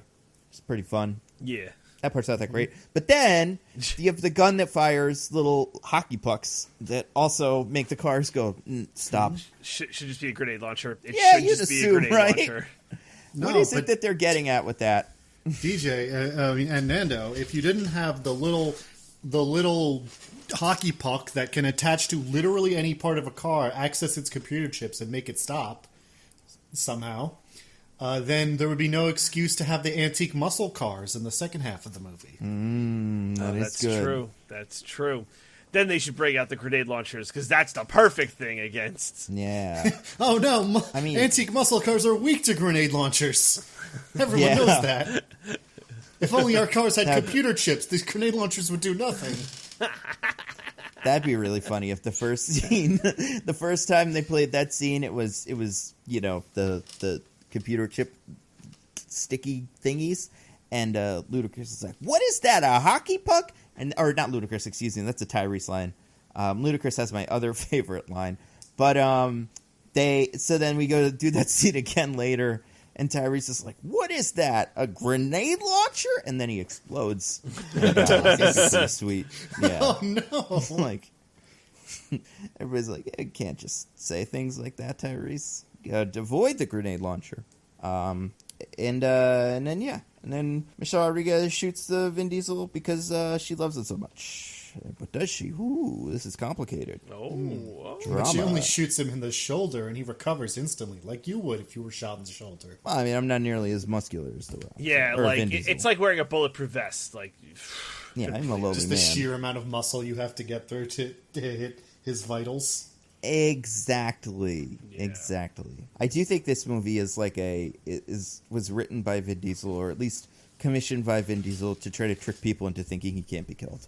I don't know what he gets out of it, but just it's a movie about people doing things that would normally kill someone, and then it's like, nah, you can just shake that off. So don't even bother shooting at Vin Diesel; it won't work. And it's like, cool. But we get the first look at the other crew, the villain crew, because they have like a meeting where they all hang out. Some interesting people show up in this crew, and not a single one of them will ever matter. Well, maybe they won't matter, but there is. Did you guys recognize anyone in this crew? Besides Letty, of course. But is there anybody that you were like, oh yeah, I know who that is? Should I have recognized anyone? Yeah, there's someone you maybe should have. Not like should have, but could have. I wouldn't have been shocked if you did. I certainly Luke did. Evans plays Owen Shaw. Yes, the Gaston is back, baby. No, it's So there's a couple guys in the crew. Like we said, there's a blonde character whose name is Veg. It's Vegh on the IMDb. I don't know. The big giant guy named Klaus or Claus. I don't know. Obviously Letty, Michelle Rodriguez, Shaw, Luke Evans. Someone named. I don't think that's who that is though. I don't know. I'll go figure that out. But then another guy, who's this? Hold on, real quick. I think I know who this is. Oh, no, I don't know who this is. He's in stuff, though. David Ajala. Okay, all right. So the guy, so the other member of the crew, though there is another member of the crew that I think kind of looks like somebody else, but he's not that guy. But he is in, like, Supergirl and things like that. Whatever. The big one is a certain character, by the name of, in the movie, His name is just Jah, J-A-H. It's played by an actor named Joe Talsim. He was in a little movie we watched a couple weeks ago as a character named Bihan. Bihan is in this movie, Sub-Zero. Yeah. It's the martial arts villain of the guys. How about that? Yeah. Well, so he does do cool martial arts moves in this movie. He does. And these movies have a good, like, you know, they got him here, and then the next movie we get another, like, very talented martial arts actor who can come in and do a cool fight scene or two. As well as a very big former MMA fighter who is mostly known nowadays for controversial statements. Boom. Wait, which movie is that? Number 7. Do you forget who's in 7? Kind of? Do you forget who they get to fight Michelle Rodriguez in 7? Oh, sure, yeah. I did not forget that. No, yeah, I wasn't sure if there was another guy. The way you kind of described it, I wasn't sure if there was another Klaus type or Klaus or whatever, just like another humongous giant man. That I was trying to figure out how that statement applied to the guy from Shazam, that actor. What is his name? The main. No, I didn't wizard. say another person who was in a bad movie. Oh my god! I just the guy from Aquaman. Then everyone's favorite guy. He's in everything. That actor. No, What the heck is his name? Why am I blanking on this guy? You know what I'm talking about, right? Willem Dafoe. Amistad. All those movies. He's in everything. He's the Martians in Invincible. Orm, the Ocean Hunter. You know, he's like the fish man. I know what that sounds like. The one that's like king of the fishes. He's also the wizard in Shazam. You're talking about Jimon He shows up Hansu. in the next one of these. Yeah, Jimon Hansu. There we go. I was trying to figure out if he was a MMA wrestler who said controversial statements in the past. I have not checked, but he does not appear to be. What a coincidence. But that would have been. But yeah. So anyway, that guy in it, I really like him. He does a cool fight. But then the crew goes and like does a little detectiving. Everybody goes on little missions. Vin Diesel's is the dumbest, probably, where he just goes to check on the gun and stuff. That's pretty whatever, right? I mean, I guess he finds out. It doesn't even lead him to like where Letty is, right? I think he just finds out that the gun is special. Yeah. Wait, I don't remember. Yeah. Oh, wait. Oh, yeah. It really doesn't tell them anything. Here's what they find out from the pawn shop. They go to the pawn shop, and he's like, "Oh, some girl bought it from me." I don't know why I'm giving him a New York accent when it's they there find in out London. about street racing. Yeah, they that's what I was going to get to. About street like, racing. she looked like a street racer. Which is like, A, he doesn't know that. He's just saying she looked like it. B, why would that not be the first place he looked anyway? Right? Yeah, and then C, how did she dress that day compared to how she dressed today? Was she decked out in all that ridiculous neon the characters seem to wear to these street races? Because as far as I could tell, she just looks like Michelle Rodriguez. She's wearing a big button on her purse that said, "Ask me about my illegal street racing." Yeah, instead of wearing her jeans to this, she wore like booty shorts, as is the custom of the street racers. I forget the like starting line girl who is a British singer, I think. Yeah, cameo. But that's what? Rita Ora or something. Yes, Rita Ora. That's right. She says, I forget what it is. She says a line that I was like, I don't know what that means, and no one ever tells me, and I'm really confused by it. A line that Rita Ora says? Yeah. I mean, she only has the one line, so it has to be the one line that she says, but I can't remember what it is. DJ, can you check the cock for me? I've got it going. Listen up. Because I don't remember. Okay, sorry. Hold on. Here we go. Here's the line. Oh, boy, this line's dumb. All right, here we go. I'm going to read it as she says it. Okay. Listen up. Out here, we're used to getting what we want. This is London, baby. But remember, don't bite the bait. Yeah, what does that mean? I don't know. I mean, neither of them seem to do it. I guess they don't bite the bait, yeah. That's pretty good of them. I will say, it's super not clear to me at this point if Dom realizes she doesn't remember things or not. He kind of acts like he does, but there's no reason that he should know that. I think he knows that she doesn't remember things, but I also think he's just like... I think Dom, more than anyone else, is convinced she's like playing some sort of role, whereas in reality she just has like soap opera level amnesia. But anyway, which is funny. The pawn shop is far from the most ridiculous, like, useless detour where the characters learn nothing in this movie. Oh, yeah, no, we'll get to it. But real quick, there are other two scenes I really do like in here. So first we get the bit where Roman, Brian, Giselle, and Cara Dune all go to investigate the spear hook guy. The only mechanic in London who sells spear hooks. Yeah, he's a pretty cool guy. Like a little, I don't know, Shaggy type. Shaggy's not who I was thinking. I was thinking, like, he looks like the guy who plays the, like, dirtbag, drug addict, no good husband to the country good old boy's daughter in, like, some kind of rural drama. To me, I guess now that I'm looking at him, he looks like a slightly more, like, dangerous version of the kid who is the chess rival in Queen's Gambit. But if he took off his silly hat and duster coat. Just like the facial hair. He just has a strong dirtbag look to him, I guess. Absolutely. And he goes to check on the thing. He goes to, like, or he's the, like we said, he's the guy that's inventing harpoons or whatever. While he's there, Han and Roman have a very fun conversation about Roman's dick. Oh my god, this is awful. Very fun. No, love it. Absolutely love it. I think that's the kind of stuff that I really enjoy in these movies. It's like that really, really weird. And it's not even like uber macho, but yeah. It ends on the classic comeback of Han going, I guess that means you got a real tiny dick, Roman. Yeah. Got him. And Roman's like, follow me on Instagram Live. Eventually, you'll probably see it. It's on its way, baby. And if you won't see that, you'll see something else that you maybe didn't want to see. Boom. But then, so they have that conversation, and Han is also like, I might get married to Giselle someday. Probably later, at the end of the movie, when we're all alive. And that kind of dovetails into the fight between the girls and the boys, except for Giselle, who does not join the fight because she shoots the other dude who is there on the motorcycle. Yeah. But I'm thinking about it. Giselle's like the heavy, right? That's her role as explained in 5. It's supposed to be, yes. Right. Yes. Does she got get demoted into a from heavy. Single fight in any of these movies? I don't think so. I mean, no. Right? No, I don't think so. I can't think of one. I don't think so either. She doesn't get in 1 and 4. She doesn't get in 1 and 5. And I don't think she gets in 1 in this one.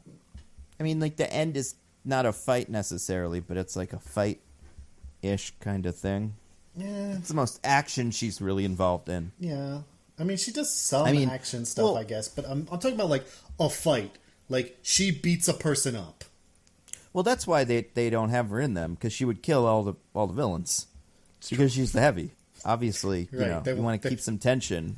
They want to give the villains a chance, right. Yeah, otherwise it would be boring. It would be like a 20-minute long movie. Send Giselle in and she would kick over all the cars, blow up all the hockey pucks in her hand, just crunch them, and then vaporize a bank robber. Sometimes he wasn't a bank robber, he was a terrorist. He was a terrorist, right, which means it's okay to vaporize him. Terrorists aren't people. Yeah. Exactly. Anyway, so the two girls fight. We got Letty versus the Cara Dune, whatever her name is. Gina Carano's one. They fucking die in that fight. They fall down a flight of stairs head first. Yeah, they beat that. It's a ridiculous fight. Sub-Zero, on the other hand, fights Tyrese and Han at the same time. And beats up some cops. I forget about that part. Yeah, but not to death or anything. Nah, he just beats them up. He just, like, beats... There's a whole crowd. There's, like, 20, 30 people. This guy with no gun, just his fists. And he beats up a couple people. The cops, you could see them, are standing in the back watching this fight. Mm-hmm. And then he just walks away. And everyone's like, I guess he won fair and square. Yeah, well, I mean... It would be a shame to take this victory away from him. That's the law of the Kumite. I mean... It really is. Yeah. I was going to say... And maybe this is just... I love how in the back after the fight when he's walking away and we get to, like, Roman and Han, like, helping each other up, being all hurt. You can see in the background the cops also getting up, and they're not like going after him. They're just milling around like, yeah, I mean, he beat us up. What are we supposed to do? I guess we can't. I mean, maybe that's him. how the cops are in London, What are they going to use? Their silly little batons. I guess next time I'm in London, I'll try to beat up some cops and see what happens. Oh my gosh. Definitely beat up Tyrese if you see him. There are no consequences. Yeah. I do really enjoy that scene, though. It is fun. Besides the fact that Bihan is kicking their ass, Han and Tyrese have a very good energy where they're like pushing the other one in to do the fight because they know neither of them was really equipped to do it. That's fun. I did like that fight because, sometimes it's nice to watch your heroes lose contracts of the Fast and Furious actors. Yeah, I mean, the villain seem imposing, right? Yeah, it sets up some stakes. Like, if this guy had any other fight in the rest of the movie, then you'd be like, dang, how they got their asses kicked last time. How are they going to do this? Yeah, I can't remember where this guy goes. Is he the one that drives the tank? No. He's in the tank for sure. But I think Shaw drives it. Yeah, he's in the tank, and he's in, like, I think he might be one of the people, like... I think he might be the one fighting Giselle and Han at the end. But he doesn't really do any cool martial arts movies in that fight. Yeah. Gotcha. Not movies. He does do cool martial arts movies, obviously. Mortal Kombat, and other ones that are cool. No. See, DJ I figured it out. That one. Diggins hates Bihan, and he just cannot see him succeed. I get it. As a member of the... I have now singled him out as clan. a highlight of both of these movies I don't like. I mean, that's a testament to, I guess, how your feelings towards him. So, It's high praise. High praise. So, yeah, we get a lot of bullshit. The movie's great. What else happens? Then they go... Okay, so then we get maybe... Oh, and then Ludacris and The Rock go and get the cars. That scene's great. This scene... Guys. What do you think of this scene? It's great. Highlight of the movie. Diggins? It's fine. I mean, Fine? Oh my god. I don't hate it. Just don't know what to do with you. I love a stuffy auctioneer getting his what for. It's the best scene in any movie ever. It's the greatest. It's so good. He's not a baller. He's very functional. Again, I'd put your salary at $50,000. That's US. Yeah. Beautiful. Love beautiful, it. Beautiful. Love it. Mwah. Yeah, the movie's great. So then they get the car, and they also make this guy strip for him, which is funny, because he's probably making a killing off these guys. They're not. They're probably getting asking price on every single car at the auction. You're right. So, yeah, I don't know, man.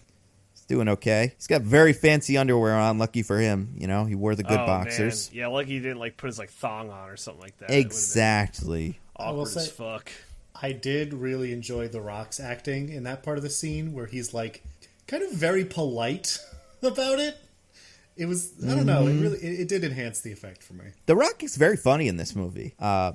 Besides the timing on those lines where he does small things like shoots the shoots a vending machine or Tyrese. Shoots Tyrese in the head. Yep. But there's that, and there's this scene where he's shaking the guy's hand. The guy's talking about how that would be ridiculous if all the cameras failed.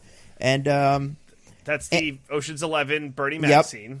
And there's just a fun, I don't know, a fun kind of weird macho energy that I feel like I remember from Arnold Schwarzenegger had in movies a lot, where he would be tough and imposing, but also very I don't know, just had really solid comedic timing. And I think The Rock's got that. I mean, he's no Dave Bautista. Oh my god. Imagine if he gets in Knives Out too, as well. The Rock. Isn't he in it? Hasn't he been in? Oh, The Rock gets in. Okay, yeah. Yeah, it would crumble under the weight of The Rock. But yeah, so it's it seems great. So then we get maybe a pointless detour. I don't know. Diggins, can you explain this to the fine people? Oh, God. So, good luck, Diggins. For some reason, when the bad guys showed up to attack them, interrogating the dirtbag mechanic, even though the dirtbag mechanic had specifically called them and let them know about this, and so had thoroughly demonstrated that he was still on their side and was not betraying them, They shoot him, and he dies during that attack. So while he is dying, he tells Giselle some information because he's like, well, they killed me, so now I'm pretty peeved about this, actually. So really just bad tactics all around on Shaw's crew here.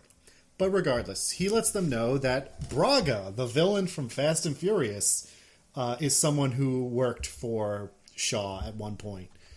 How or why or in what way does this make sense or fit with anything we've heard about Shaw until this point? Don't worry about it. Exactly, Diggins. Thank you. And so Brian decides he has to go interrogate Braga to find out about this connection, because that must be how Letty is part of this now or whatever. I don't know. I'm not sure what his reasoning is, because it feels quite pointless, and it turns out it is. He learns nothing on this detour. Absolutely nothing. But That's right.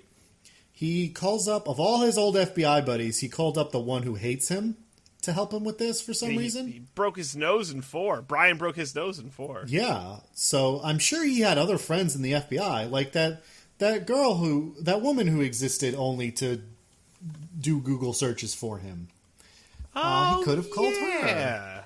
Because she liked him, and not this guy who hated him. But for whatever reason, this guy does decide to help. And he gets placed in a prison as, like, being held there under a fake name.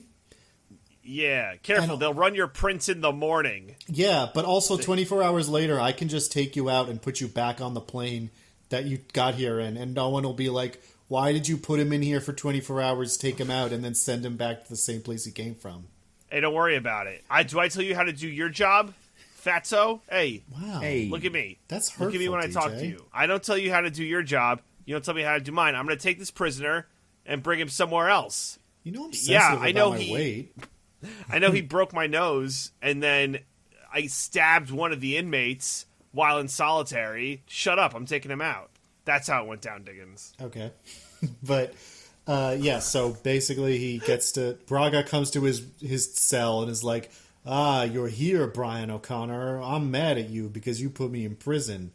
Here's a bunch of stuff. These guys here. Here's a bunch of stuff you already know. Also, I'm going to imply something that turns out to be true, but you don't seem to realize what I'm implying, and nobody follows up on it. So it doesn't matter that I told you that. Wait, what's the thing that he implies is true and no one follows up on? He implies that there's a mole in the group. Oh, that's true. right. That's fucking right. He only lets you get this close if he wants you to. And he even says something like, how do you think he's known all the things you're going to do, huh? Or something like that.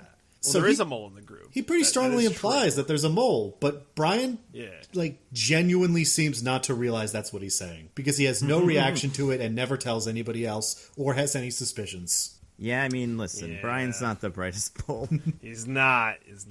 Which is unfortunate, because that's the only new piece of information he learns on this entire pointless detour. I mean, maybe he just wanted a break from the crew, you know? Some of them are a lot. You know, guys, he learns if Braga wants you to find him, or not Braga, if Shaw wants you to find him, he'll make it happen. So, but the ostensible point is to find out what happened to Letty. But what he finds out happened to Letty is she didn't die in that explosion, and then Shaw found her, and now she works for him, and all of that was inferable just from seeing her working for Shaw. He told you nothing. I mean, maybe Brian just wanted to get beat up in jail one more time before he had to go home and change diapers, you know? And stab Braga. Yeah. Maybe this was just a, nice week out for him. I mean, it's a full fucking 2 days, including plane travel from L.A., or, London from L.A. and then L.A. back to London. It's insane how long this must take. Also, the FBI's logic... The agent's logic for doing it is he'll get the credit for taking down Shaw. That is not what happens, because Shaw... actually, is that what happens? Oh my god, is it? That'd be so funny if it was. If it was just yeah. I mean, I was going to say Shaw dies, but he doesn't, even though he should. But we'll talk about it at the end. But Shaw should be fucking dead. We don't find out he's not dead until the next movie. As far as we know, in this movie, he's dead. Well, I mean, yeah, I guess that's true. All right, fair enough. So, yeah, crazy that he's alive, though. Seriously crazy. But yeah, so that old detour happens, and then hilariously, the movie points out how pointless the whole detour was when Brian gets back, and he says what he found out, and Dom is like, whatever you found out there, that's for you. Like, I actually don't care that you did that, and I don't need to hear anything you learned. It's like, Right. What are we doing here then? Right. I mean, good question. It's a great question. I mean, I think that part of the movie is easily the dumbest. It's awful. I don't know why it's in here. And it's weird Well, because they figured otherwise, everyone would want to check in with memorable and charismatic villain Braga. I mean, right. it's a great it's a great excuse to beat up Braga, I guess, and bring back a character that you would never expect to see again in your life in these. Like, it's almost like flexing, like, you never thought you'd see Braga here, right? Well, now we're gonna make Here you. he We can is, get anybody back. No one's ever gone in these, even if they're completely irrelevant. But yeah, no, that part is the dumbest part of this movie. I absolutely hate it. And that's where we get the street race between Letty and Dom as well, I believe, which is... At least there's an actual street race in this movie, so, yeah. Yeah. I love how much these movies change, and yet it's like they hire like a different director every movie, but then they also hire this one director to just shoot the street race B-roll.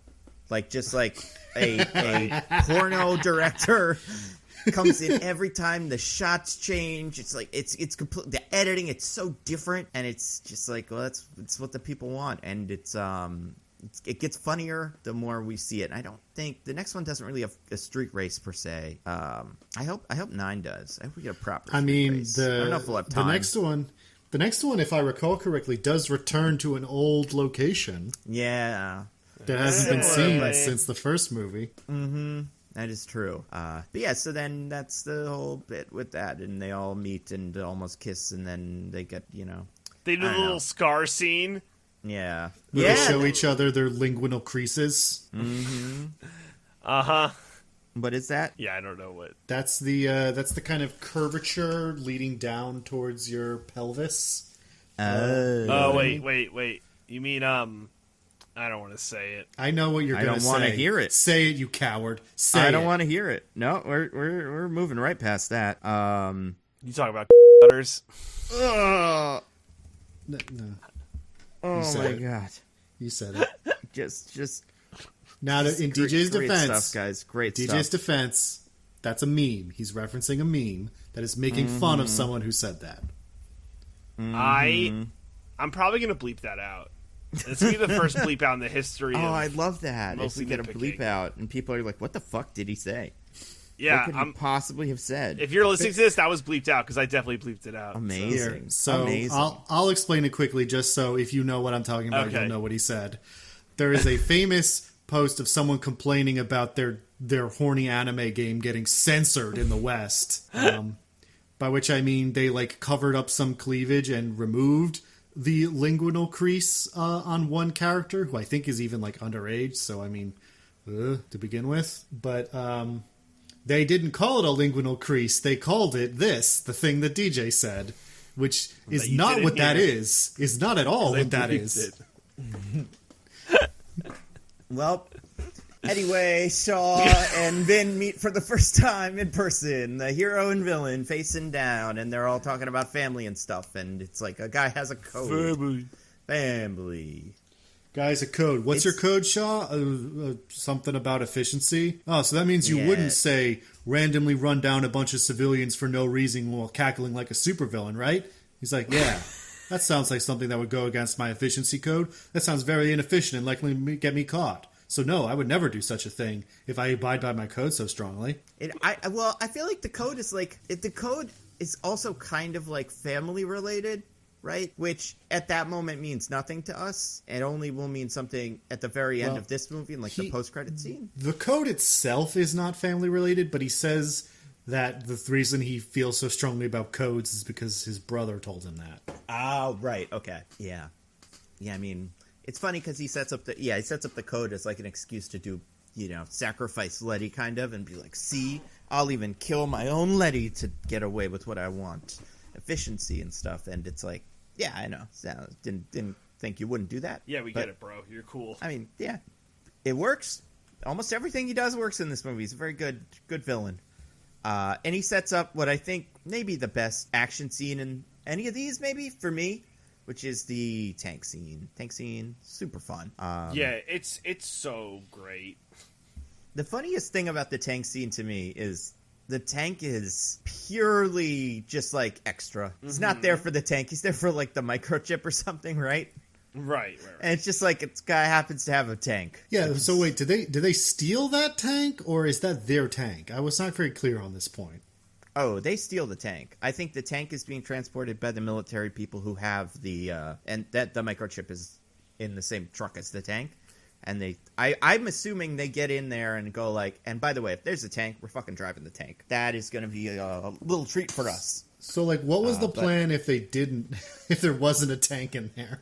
I don't know, because they seem like their plan is definitely to crash this car. I think they know they have to know there's a tank, because they put that big tripwire thingy into the rock that makes that car that has the tank in it, or whatever, who knows at that point, but whatever that is going to crash and explode, you know. So if it's a microchip and a bunch of gasoline, then whoopsie daisy. I guess we can't do the nightshade anymore. But if it's a tank, then that's going to be a lot of fun. Well, they're already in the tank at that point. Was that them who set up the tripwire, or was it the crew? No, it's them. They get in. They like, the army has the convoy, and the crew is trailing the convoy, I think, because they like know something's up. And then the bad guys put the tripwire out. They also sneak into the car that has the tank in it, and then the wire snaps, gets taut, and the tank that they are all now in explodes through the front of this military vehicle thing. So feels like it would have been way less suspicious to just keep being silently in the convoy without anyone knowing that you had taken it over. Oh, yeah. But you see, that's the great thing about the Shaw. Everything that he's doing is actually also part of his plan. Even if he gets caught, it's okay, because it's part of his plan, you guys. He is the Joker. They're all the Joker. Yeah, I was going to say, he's just like the Joker. He's a Joker. He's Loki. He's the one from the Star Trek one. He's the one from the James Bond movie, Skyfall. Sylvia. It's all the same. And then they do the chase scene thing with the tank, and it's great. Well, no, you go. Sorry, go ahead. You go ahead. You go, Diggins. No, please, DJ, go. Please. No, Diggins, I insist. All right, I'll go. DJ. There's a red car, a white car, and a blue car, which is great. So we know who's who, and we know they are Americans. Like that or detail. French. Or possibly Dutch. They got American muscle, all right? They all driving little Ford, you know. I guess they could be British, too. Or Australian, for that matter. Or Kiwi. They're driving cars without computers. However, it's not like the car that Dom's driving is old. It's a pretty new-looking car. I don't think it quite fits with the other ones. But anyway, yeah. I'm DJ, sorry. your thing. I was going to, if we could briefly back up, because one of my favorite scenes in the movie, I know we kind of alluded to it. So when Shaw gets his crew out apparently this whole time, Mia was hostage, right? And so that's jumping ahead, not back. Yeah, what movie are you in? No, you could, no, wait. We're in the tank. That's after the tank scene. Oh, because They take her hostage to get out of the situation. Gets caught playing. Right, I'm sorry. Yep. Apologies. Yeah, but I mean, like, that'd be funny if they took me a hostage. They were just like, we're going to crash the tank anyway. We're going to crash. Yeah. We actually really want to do some fun tank stuff, and then we'll deal with the Mia thing later. But I think we actually got a shot at taking this tank. I'm sorry. So, Diggins, you go ahead. Excuse me while I try to remember what I was going to say. I was talking about why the tank is sweet and cool. Everybody's driving real good. Oh, right. Yes, I remember says, we need a whole new alphabet. That's a fun line in this. It's got a lot of great lines. Can you guys get really quick, just ballpark it for me? How fast do you think a tank can go? I've looked this up, like tell you 30 miles an hour, something like that. They could actually go a little bit faster than that. Like, some tanks, because especially on a road, so like, oh, it's so dumb that I know all this. On like a paved road, some tanks could get up to like 50 miles an hour. I read 40. But I also read that is like highly inadvisable, and a tank that does that for any longer than like a few minutes would need serious maintenance. Well, and it would probably run out of gas. Yeah, that's sense. Like the other thing. But also, there's no gas in this movie. I like that the Fast and Furious movies have never, ever even stopped to consider gas. You know? Well, no, that's not true, Nando. There's that time in the start of Fast and Furious where they stole some. Oh, that's true. Oh, yeah. It's true. Maybe, well, all the characters weren't on camera. They were all just filling their cars up with gas so that the chase scenes could go on forever. I guess, like, so the thing I like about this chase scene with the tank, for people that don't know, so, like, we kind of explained bad guys stealing tank. They're on a highway that is through mountains. I want to say, I don't think we're in, like, London anymore. I think we're on the way to, like, Italy or something. We're in Spain. Or Spain. Yeah. Oh, we're back in Spain. Oh, yeah. We're back in Spain. Full circle, baby. There you go. So is that why Dom went to Spain? No, Dom was just living in Spain. That was just coincidental. Was Brian live in Spain, though? Yeah, Brian and Dom both live in Spain. So that's the excuse in the movie for why they're in Spain. It's somewhere where the bad guys need to be able to drive to steal. Yeah, the excuse is that sure. they don't want to film in too many different locations. That too. But yeah, so you got this highway thing that's sometimes over, like, on a bridge, but it's mostly just over land. The good guys have 5 vehicles. Also, Hobbs is not in this one. But it's Vin Diesel is driving American Muscle Red. Paul Walker is driving American Muscle Blue. And not Ludacris. God. Tyrese is driving American Muscle. Which color have I not done? White? He's driving the one that gets eaten up by the white. tank. It's white. Yeah. Ludacris is he is spotting from a distance fucking who knows where. He's not in a helicopter. I don't know how he is valuable after 30 seconds of driving. You can't see anything. And then Han and Giselle are on motorcycles. Very good. Yes. So everybody's got something to do. It's very fun. They decide to turn one of the cars into an anchor. A lot of fun. Tyrese, joking about and being like, "Oh my God, I'm gonna get crushed," and being clever. I really like this scene. I think this is maybe the best scene in any of these movies. Yeah, it's good for the big chase because, like, it's weird to think it's not too big. Because even the later big chase scene is kind of like, what? But I feel like that's more of a set piece where this is like, oh my God, we have to face the tank, and like the reaction is all great. It's like, what is Tej Goot's like? Oh, plan B. We need plan C, D, E, F. Man, we need more alphabet. Yeah, and then I think Tyrese's line is just, "Is that a tank?" Yeah. So good, man. There's a lot of hockey pucks in that tank. I think it's fun that I think part of the fun of it is that they see a tank and they go, "How are we in 3 cars and 2 motorcycles going to defeat the tank?" Right? Like, it's adorable. Because if the tank wins, that's it, really. I guess they have to save civilians, but, like, they could just drive ahead of the tank very far ahead and just stop traffic and get everybody out of their cars, and then the tank can't really go anywhere. Nowhere where it can't be followed, but... Yeah, it feels like they didn't really think through this tank plan. Nah, I mean, like I said, you see a tank, and that immediately becomes part of your plan, regardless of whether it makes any sense or not. It's like, to borrow a, not like a phrase, but to borrow a metaphor from my life and my life only, it's like when you play Enter the Gungeon and you have a chance to use, like, the fucking stupid-ass devil gun that actually isn't that useful against bosses, but it's like, what's the devil gun? Of course I'm going to use it. And then you die, and it's like, you say, I'm such an idiot. That's what Shaw was probably saying. But I can't take the Gungeoneer's wife hostage, so I don't get another shot at it. Like you just automatically win. The ancient Chinese proverb, yes. Yeah, exactly. I do think...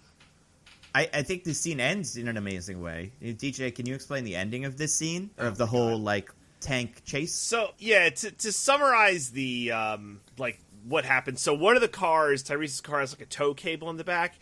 He gets out of the car, wraps around the tow cable around the gun barrel of the tank. Brian comes over, Roman jumps in Brian's car, they're good to go. Then Brian rams Roman's car off of the like the highway they're on, which is like in the middle. It's just a 300-foot drop. They come to a stretch where the divider is over a bridge, so that there's kind of an empty space leading all the way down to the ocean below.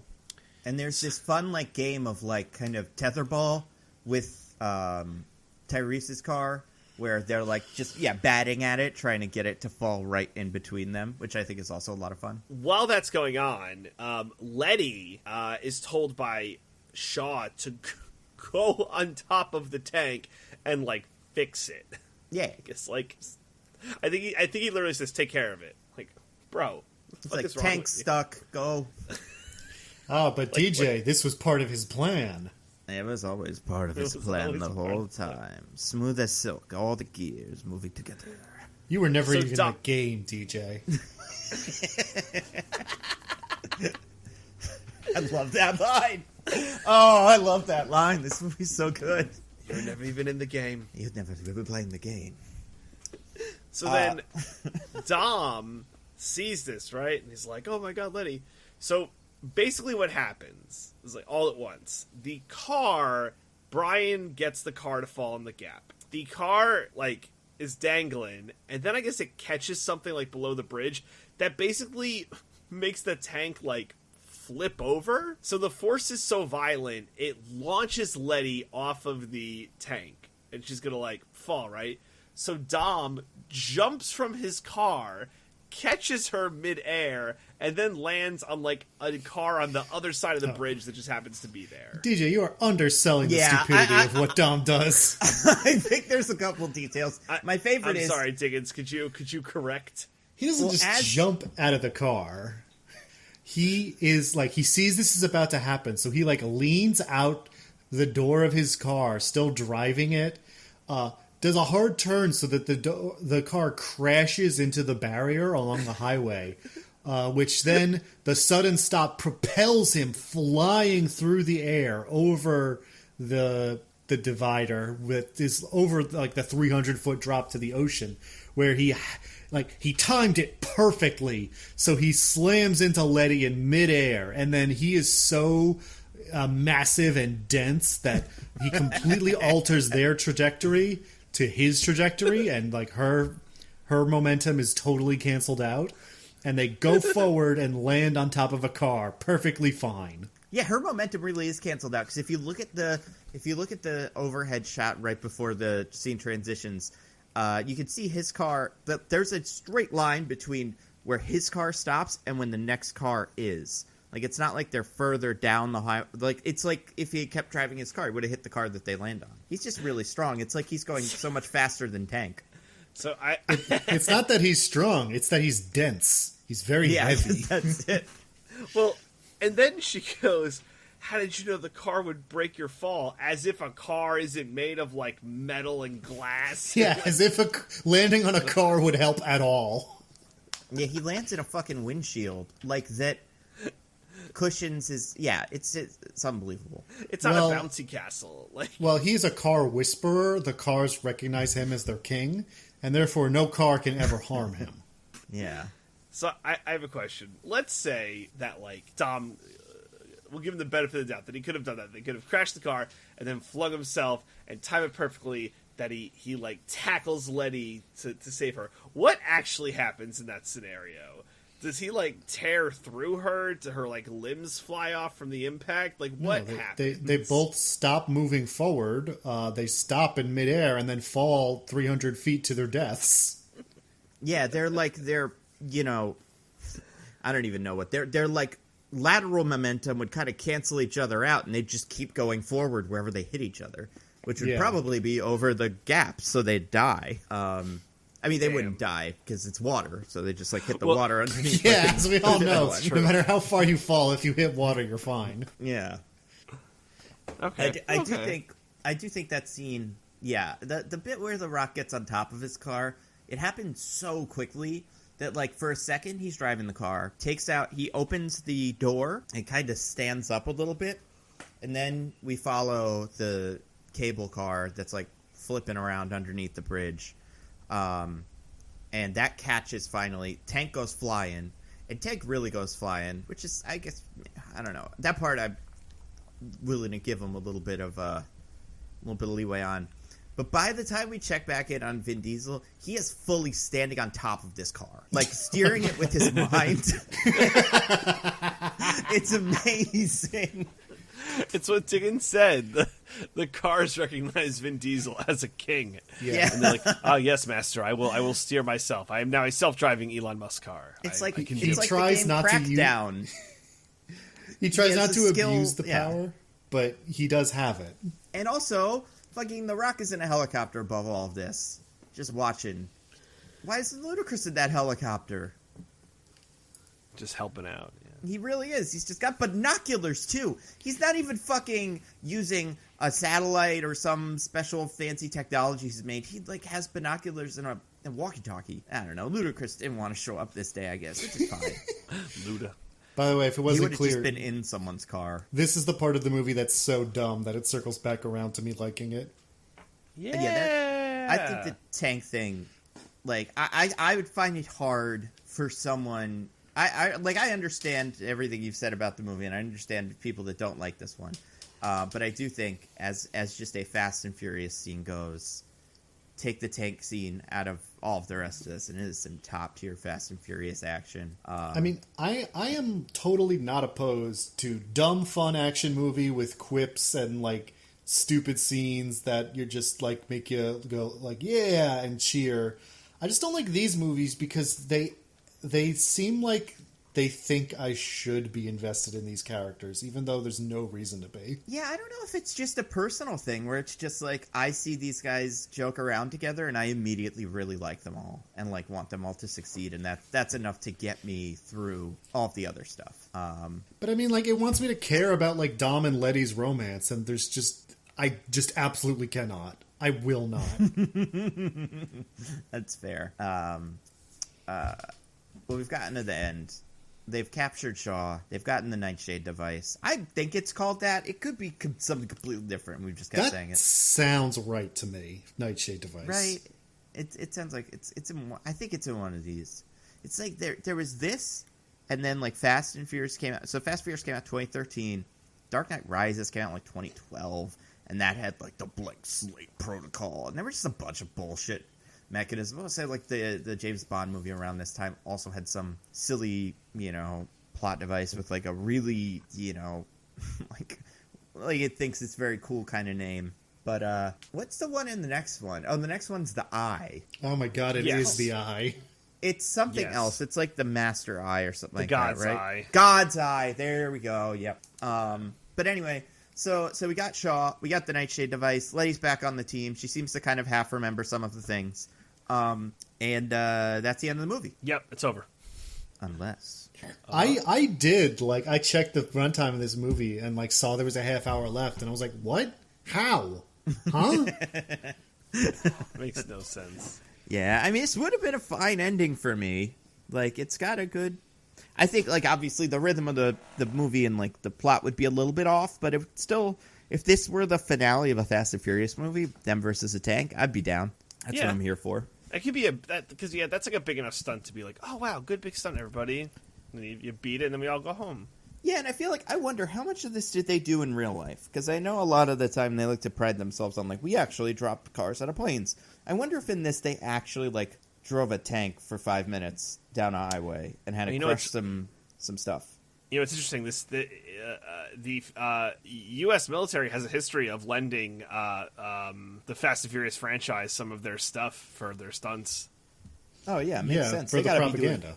What else are they going to do with them? Leave them in a fucking lot in Ohio like they usually do? Might as well get those tanks out on the field. Otherwise, they rust and they don't work. It's not like it's that much gas to power it anyway, so Yeah, but what was I going to say? So they're not even in the game. They thought they were in the game, but they're not. Shaw, what has Shaw done? What has Dastardly Shaw been up to? So I totally spoiled it, but captured Mia. They fucking captured Mia. Not the baby, though. Not the baby. That would be Mia. That's true. The baby doesn't show up at any point in this. Oh, wait, no. Well, passed off to Elena. Yes. You're right. Yeah. I saved myself. There. Nobody tweeted me. I remembered. Yeah. So, Tweet at Diggins a thumbs up for remembering that thing. Because of that, they were never in the game. They were in the game so much that they were out of the game. But because of that, now they are double out of the game. Mm-hmm. And what other shocking twist is revealed at this point? Well, before that, this is my favorite scene. Might be one of my favorite scenes in the movie. So, okay. Go ahead. Shaw reveals that he has Mia because he's like, "Why don't you call Mia?" And Brian's like, "What?" And then whenever calls her, she's like, "Brian." So the NATO general, who's like quote unquote in charge, is like, this changes nothing. One life does not equate to the lives of billions. And it's like, this changes nothing. And then The Rock pulls out his fucking hand cannon, puts it to the head of the general, and goes, this changes everything. Yep. And then, so The Rock says, Toretto, I need you to know, if Shaw walks out that door with that chip, words like amnesty and pardon go away. Do you remember what The Rock says? No extradition. You mean what Vin Diesel says? I'm sorry, what Vin Diesel says. Yeah, what Vin Diesel says. I don't remember. They were never in play or something like that. Those words went out the door the minute we were born. Yeah, that's right. Yeah.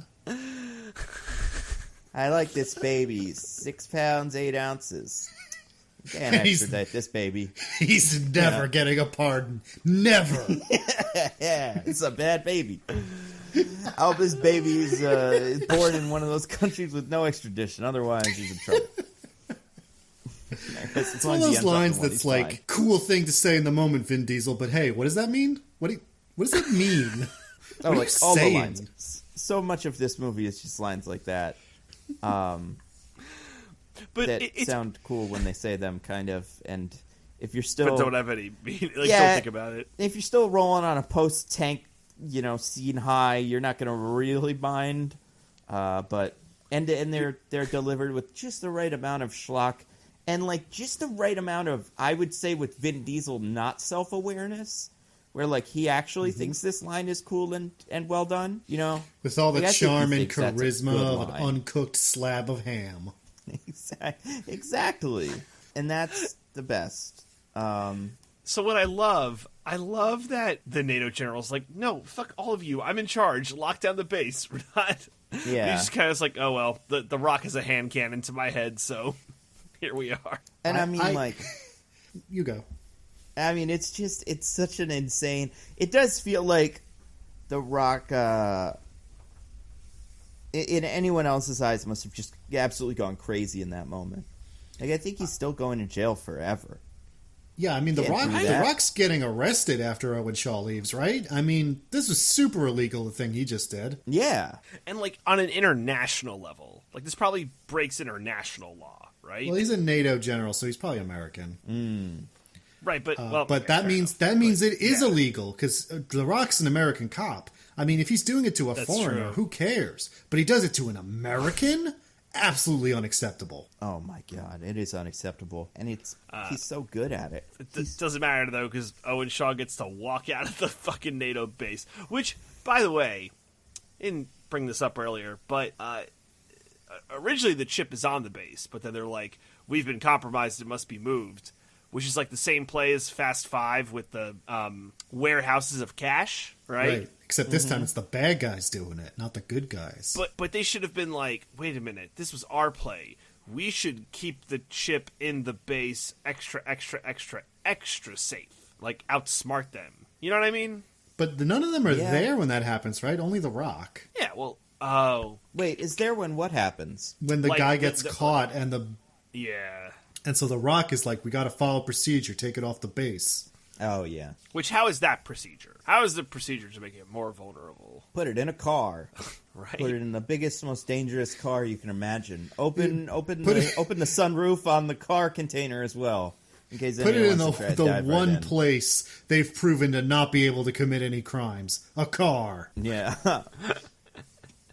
So I just found that interesting. But anyway... So Shaw gets to leave the base with the military chip. And obviously he's like, yeah, make the call, kill Mia. But luckily Tej has jammed, I think he says, I jammed every signal up and down the frequency. Hold on, DJ. You skipped an important reveal. Oh, I'm sorry. Yeah, there we go. I care so little that I... Incorrect. You care so much because it's a great reveal. And otherwise, she'd still be alive in these movies, so it's probably worth it. Well, anyone can still be alive in these movies. Who gives a shit? Not her. Do you remember her death? She's not alive. Do you remember Han's death? In this movie? Off screen. Oh my god, so on screen. No one has ever died on screen more than Han does. He fucking... You see him explode. I like the idea that Han dies in these movies, and I kind of wanted this to be his brother or something, because maybe his brother named Bihan. Oh, maybe Sihan, and just every new Han, every year that Han dies, and a new Han is risen from the ashes. Ihan, duh, he can be one of them. Oh my God. Yeah, I don't know, but it's great, and the movie's good. So the bad guys get in a plane. Wait, hold on. We didn't actually say what the thing that happens is. Yeah, I'm sorry. Let's hear it.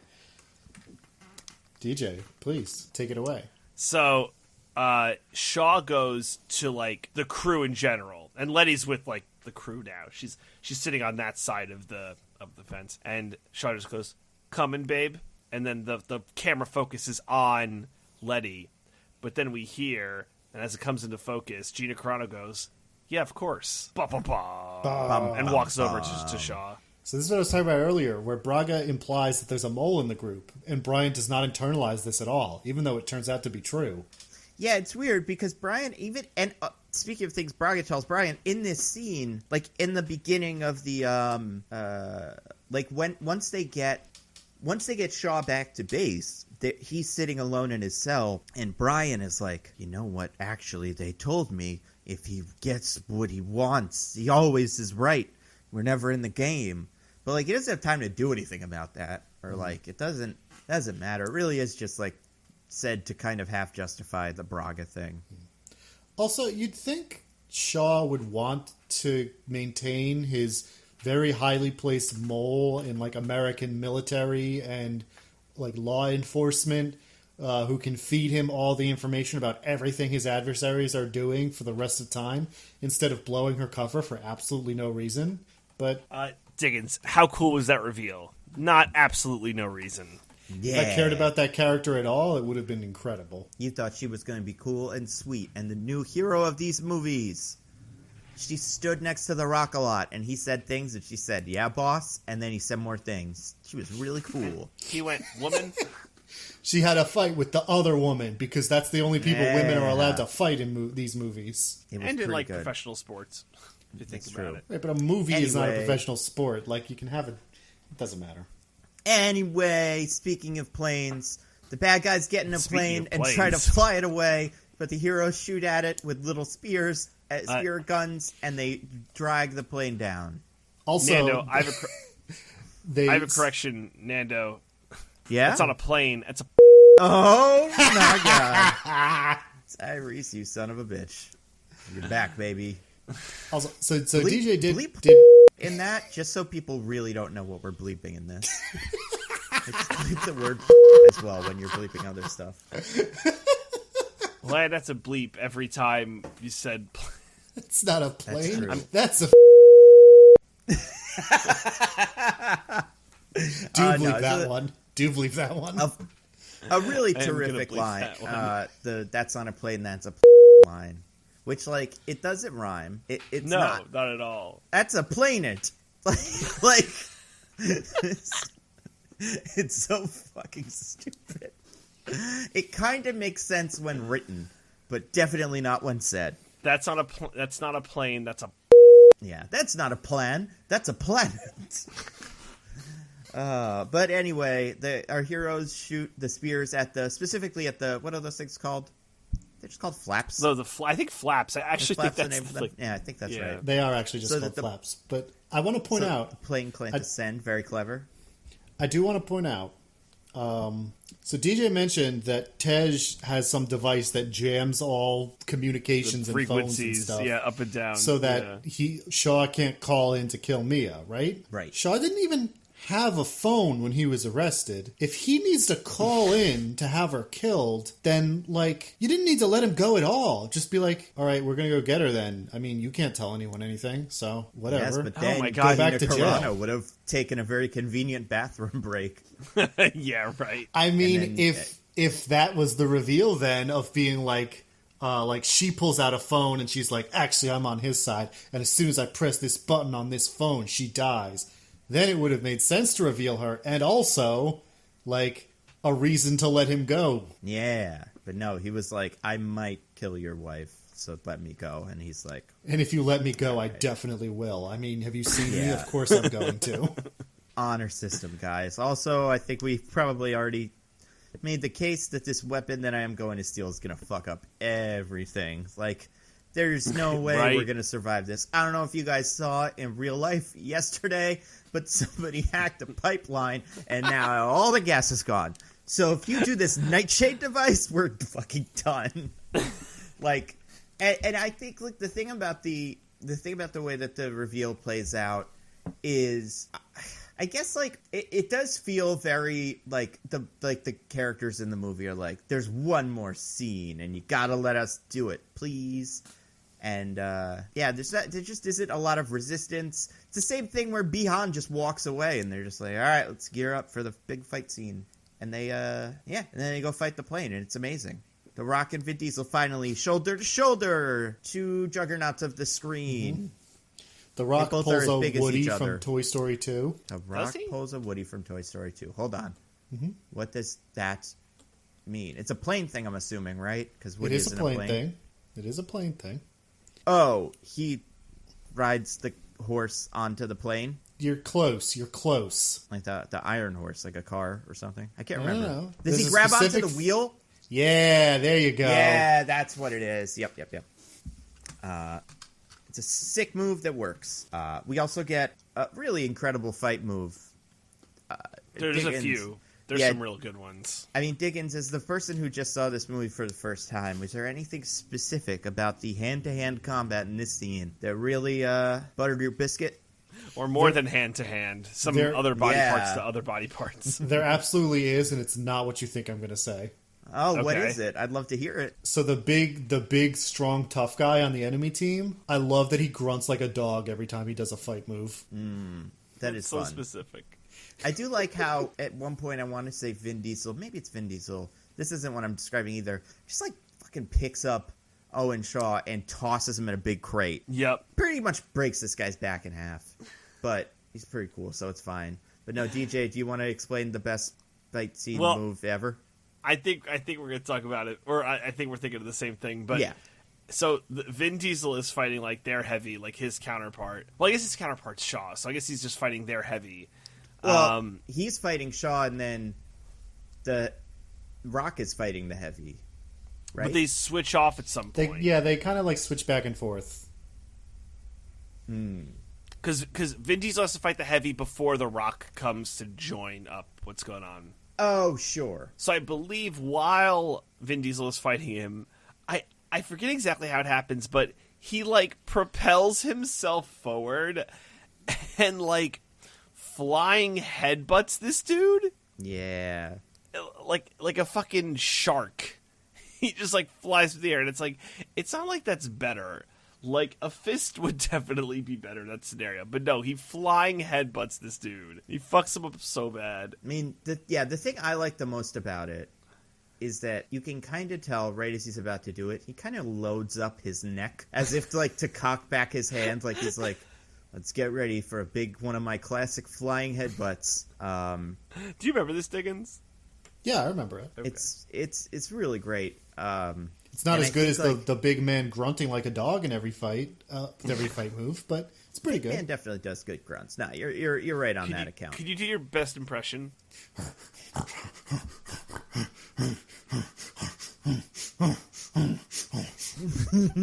20 more minutes. Yeah, please keep going. Yeah, I want to hear I want a complete catalog of sound effects that I can use. When Come on, guys, we gotta Fast and Furious save movies. we gotta save some bonus content for the eventual Patreon, right? Very, very smart. Or the OnlyFans. Or the only. Yeah, this seems like more of an OnlyFans thing. But yeah, the flying headbutt's great. I guess the flying headbutt is when Brian is still part of the fight. Yes, that's correct. Yeah, I'm trying to find it in the clip or in this scene, and it is. It's then. Yeah, it's adorable, and then eventually the Rock does a Superman punch, which is so good, man. well, and It's the like Rock, straight wrestling move. the Rock, and Vin Diesel have a team punch. Yeah, because Vin Diesel picks the guys up by his knees and just Yeah. hoists him up, and the Rock just decks him. It's so good. The greatest thing about the headbutt, too, is like, and I want to just set this up real quick. So, Paul Walker is fighting Owen at this point, and Paul Walker has kind of gotten beat up a little bit. I think he's like trying to escape, and Owen's not letting him.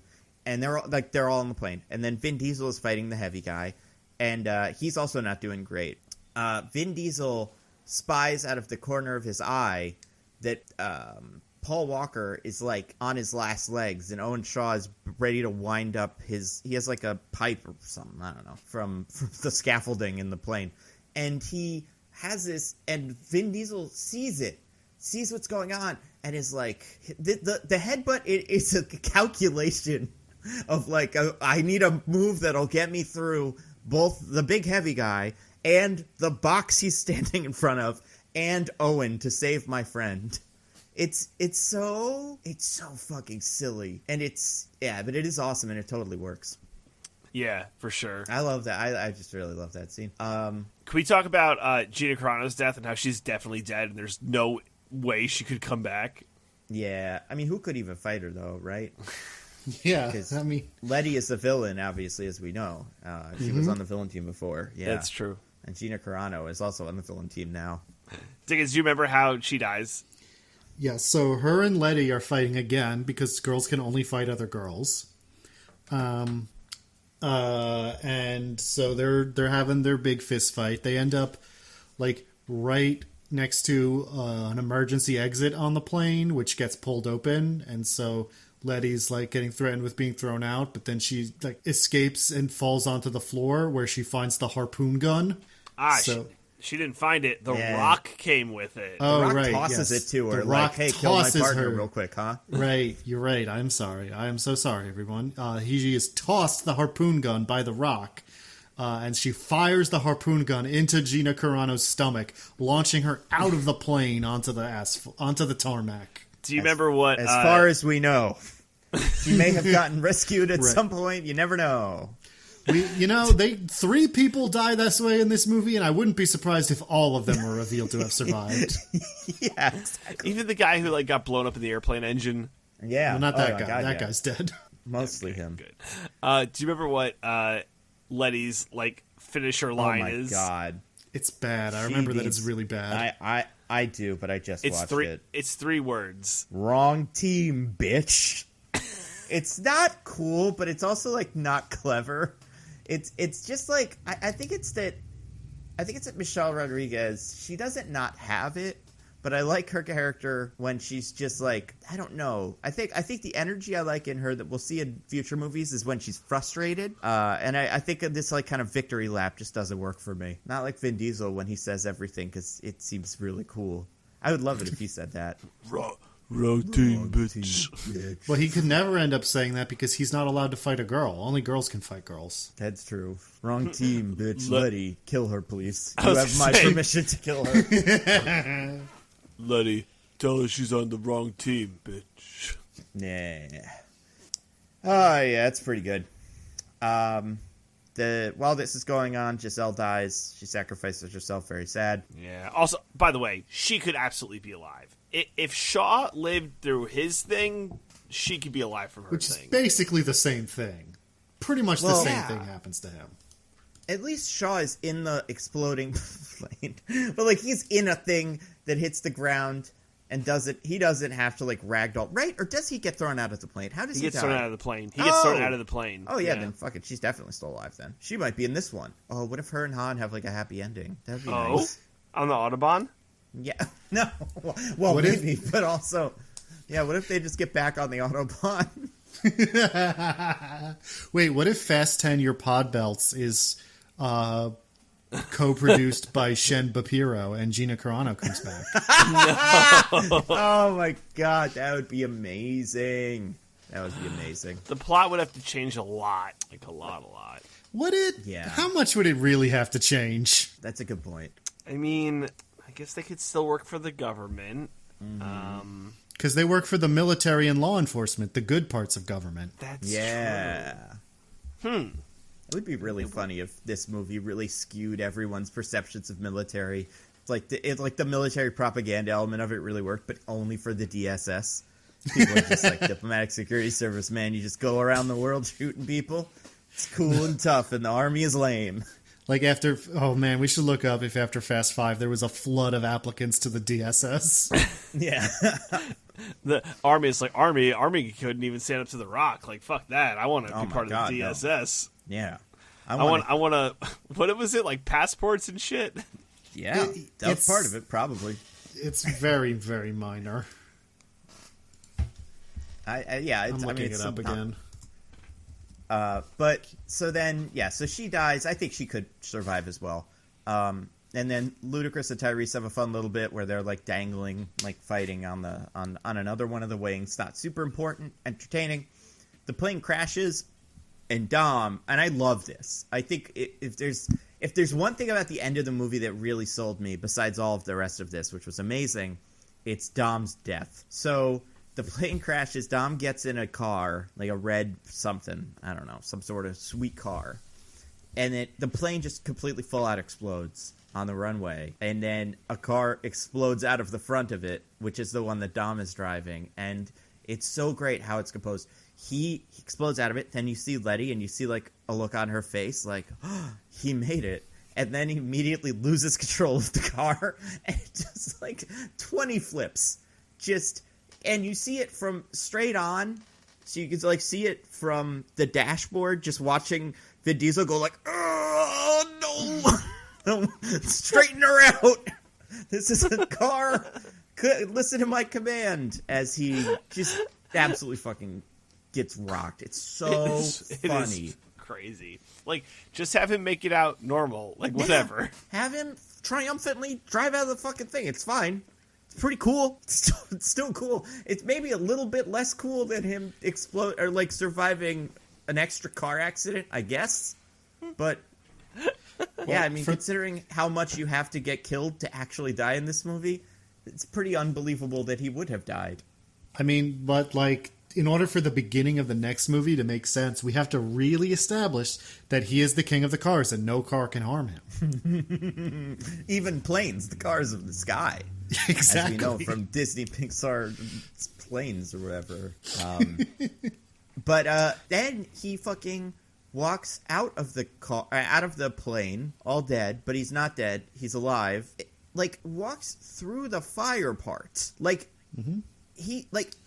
we see where his car crashes. His car goes off to the side. He should jog up the, like on the grass along the way, but he's like fucking just, he's amazing. Well, Nando, much like the Witch King of Angmar, no fire of car born can harm him. For sure. And he also has the nightshade device, I think, in his hand, which is like, just fucking break it. We don't need that thing. No army needs it. Why does the government need the ability to shut off all technology in a country for 24 hours or whatever? I don't think I like them having it any more than I like Shaw having it. I kind of want him to just buy it from Shaw then, if that's the case. Like, either we go through all this trouble, or we just buy it from Shaw. Whatever. That's part of the propaganda angle here. No one has ever like, wait, so if this is so dangerous and deadly, why do we even have it? Why did we make it? What was the purpose of this device? Yeah, I want to say they do that for like a half a second with the God's Eye and then go, yeah, no, never mind. We probably kind of need this, and it sticks around. I don't remember what aid is even fucking about. What does she want? Oh, I know what she wants. Yeah, so her thing is also pretty specific. But yeah, the Nightshade device, it's like, just let it die. I don't know. Like, it's gonna give it to. It would be funny if like, in the next movie in 7, or even in 8 in the end, when they're at the cookout, someone's reading a newspaper, like right in front of their face so we can see what's on the front. And on the front, it just says, like, Germany destroyed by rolling blackouts or something. And we're all like, yeah, government, you show them. Whoops. Glad we got it on the right side. One quick thing. I know it's been litigated over and over again, but in case you hadn't heard before, listeners, there are several articles about how the length of the runway is like 5 times longer than the longest runway in the world, just based on scene time and how fast they're going and shit like that. Like, the runway would have to be like 28 miles long. It is awesome. I mean, yeah, it's so great. It's very silly. That'd be so funny, though. We just built a 28 mile. I don't know. We fucking want to. Sometimes you want to land, and sometimes you want to, take your time. I don't know. We want to give you the option as you're landing to go like, let's take it a couple more miles in the air, and then you take it down. It's up to you. Dealer's choice. Know. Yeah. So the movie ends with the end, where all of these movies end at the cookout. There, The Rock asks the crew, name your price for the scary blackout machine, and Dobbs is like, $17.35. It's just the address of the house. Mm-hmm. And he's like, I bet you guys better all be practicing Christians or you're not allowed at the cookout. I love it. No. That is not... No other religion's allowed at my cookout. If you're Muslim, get the fuck out of my house. To be fair, that is not what is implied. I don't know. I mean, I guess... Because in the prayer, it's just "Dear Father." No, that's not what I'm talking about, DJ. I'm talking about last movie. Oh yeah. What's in the last movie? I forget. He's talking admiringly about his dad and how he hosted cookouts all the time, and he's like, "And if you weren't at church that Sunday, you weren't allowed at the cookout." Yeah. I mean, and this movie is where we start getting a lot of the cross actually being a symbol for something. I mean, it happens in 5, but it really starts playing out in 6. This is part of why it would not be that big a stretch for Shen Bapiro to become a co-producer for these franchises. Part of it is its like underlying assumption of a normalized Christianity shared by all Americans. That's fair. Great. I don't even know what to say. Yeah, me neither. They did it. They got their Coronas. Yep, everybody here you can kind of assume is Christian, maybe if they want to be. It's up to them. I don't know. I mean, they're pretty loose with that "thou shalt not kill" part, but don't worry about that. I mean, yeah, that's Christianity though. I mean, actually, now that I think about it, there was one character who may have had a religion, but she exploded. So we don't need to worry about her in the cookout. Oh, yeah, who's probably not Christian. Yeah, the explicitly Israeli character. Yeah, probably not a Christian. I do want to point out, this is a really small detail. Something that kind of, not bugged me, but I always thought was kind of silly. They drink Coronas. I get it. It's a beer. Everybody likes Corona beer. And you're raised on a beer, and that's your beer. And I say, whatever. They're all still multimillionaires, you would assume, or at least should be kind of that. But they're just such good old salt-of-the-earth American boys, Nando, that even though they could afford better than that, they never want to drink anything other than the classic down-to-earth Corona. So one other thing is on the table that I think is worth recognizing. On the barbecue... there is a bottle of something called Conjure, which is a $30 bottle of cognac, which I assume Tyrese brought because it's kind of sitting in front of him and has not been opened. That is apparently a brand of cognac that ludicrous Chris Bridges created. Wow. So he's showing off his not super expensive cognac. Like it's $30 for 750 milliliters of cognac. That's a bargain if you ask me. I kind of want to try it now. Do you think that was in his contract? Absolutely. I think he might have just showed up with it in his pocket and then real quick whipped it out and put it on the table before they started shooting and nobody cared. Because this is also the scene where The Rock shows up with the joke that was improvised on the day. And that's a great improv, by the way. Yeah, you can't get rid of that cut. So fuck it. I guess this weird, cognac is in the shot. What are we going to do? Do it again? Oh, you guys talking about The Rock's line? Yeah. Well, if it said ludicrous, spits out his water. Yeah, which was a genuine reaction because it was an improv, which you already said, but I'm repeating it. It's wonderful. I mean, there's so much great stuff about this scene. Would you like to say would you like to say the line with the improv? Well, you got to set me up. All right. It's Hobbs. Hey, Mia, hide your baby oil. Don't forget to hide your big ass forehead. So good. So good. So funny. And this is also the scene that I've seen people talk about on Twitter a lot, where The Rock and Vin Diesel talk to each other but don't look at each other in the eye. Yep. For some reason. Because they hate each other maybe behind the scenes, or they would maybe kiss. because of homophobia. I don't know. Kiss. But yeah, it's very strange.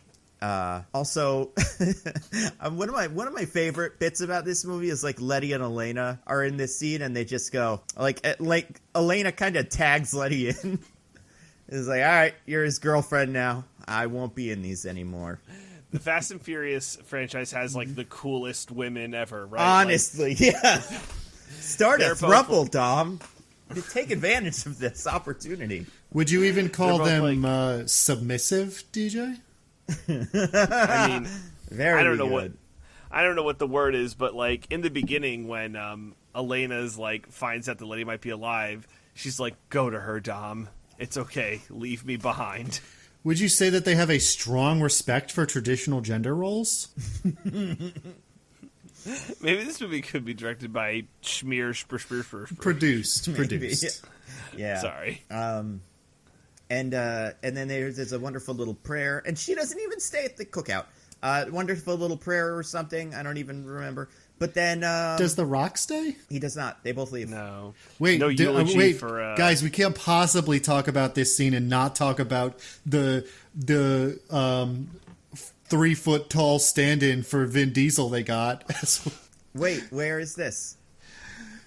So when they're saying the lines like "Never thought I'd trust a criminal," "Never thought I'd trust a cop," they like shoot in this really weird perspective over their shoulders, where each time they're going for the shoulder of one, the other one looks like they're 3 feet tall. It is really great. It's like they use the Hobbit technique by accident. Yep. And it's funny because it's almost like the Vin Diesel's character is pretty much standing in place the entire time during all of this scene, and The Rock like walks up to him, and like they're standing apart from each other, like they're not looking at each other. But then everybody leaves, and it's just those two. And there's this like manly game of chicken of like, well, I'm not going to turn to you, and well, I'm not going to turn to you. So we'll just not look at each other, and that's that. But we also get a wonderful line from Letty to close this movie out, which I love, absolutely love. Do you remember the line? I don't remember this one. So Dom asks her if she remembers anything. Oh yeah. She says no, she doesn't. Nope. Sorry. But what does she say, Nando? Feels like home. Somehow she doesn't say it feels like family. Because family's all they got. Yeah, and then they one do it. shot. Everything lies on tonight. Even if I got three strikes, I'm gonna go for it. This moment, we five it. Oh, very good. It is a little weird that she's sitting on his lap at the end of this movie, by the way. It kind of grabbing that booty, too. Kind of upset me, yeah. She doesn't remember any of this. What is she just like, well, he is clearly the strongest of the men. Well, she's I'll like, figure it out. We've reestablished our relationship, which means I am now his property. So, I just do whatever he wants. Oh, man. I love this movie. I think this movie's great.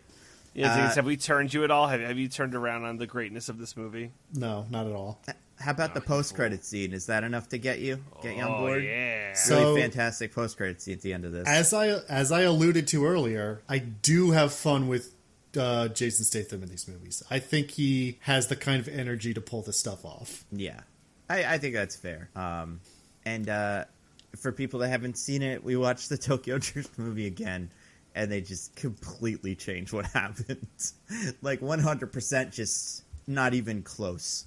Yeah, it's not even remotely the car that's in that movie, I'm pretty sure. And, also, apparently Han survived this crash anyway, so who gives a shit? You don't think it's possible for him to have survived it? I feel like we see, the way this plays out, DJ, is, Shaw hits him.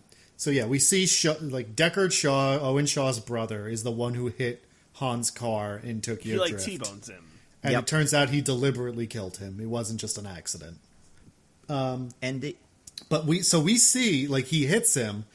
Han's car, flips. We get a shot of him still, very clearly still in the car, in no way, not even trying to get out. He's so messed up. and hurt. Then we cut to Shaw calling Dom, and in that call, like 5 seconds after this shot of Han still in the car, not trying to get out, it explodes. Yeah, and like, I want to say even in the original movie, it's more explicitly, definitely, he's still in there. Because, yeah, he like, because I actually opened it up now, the one from Tokyo Drift.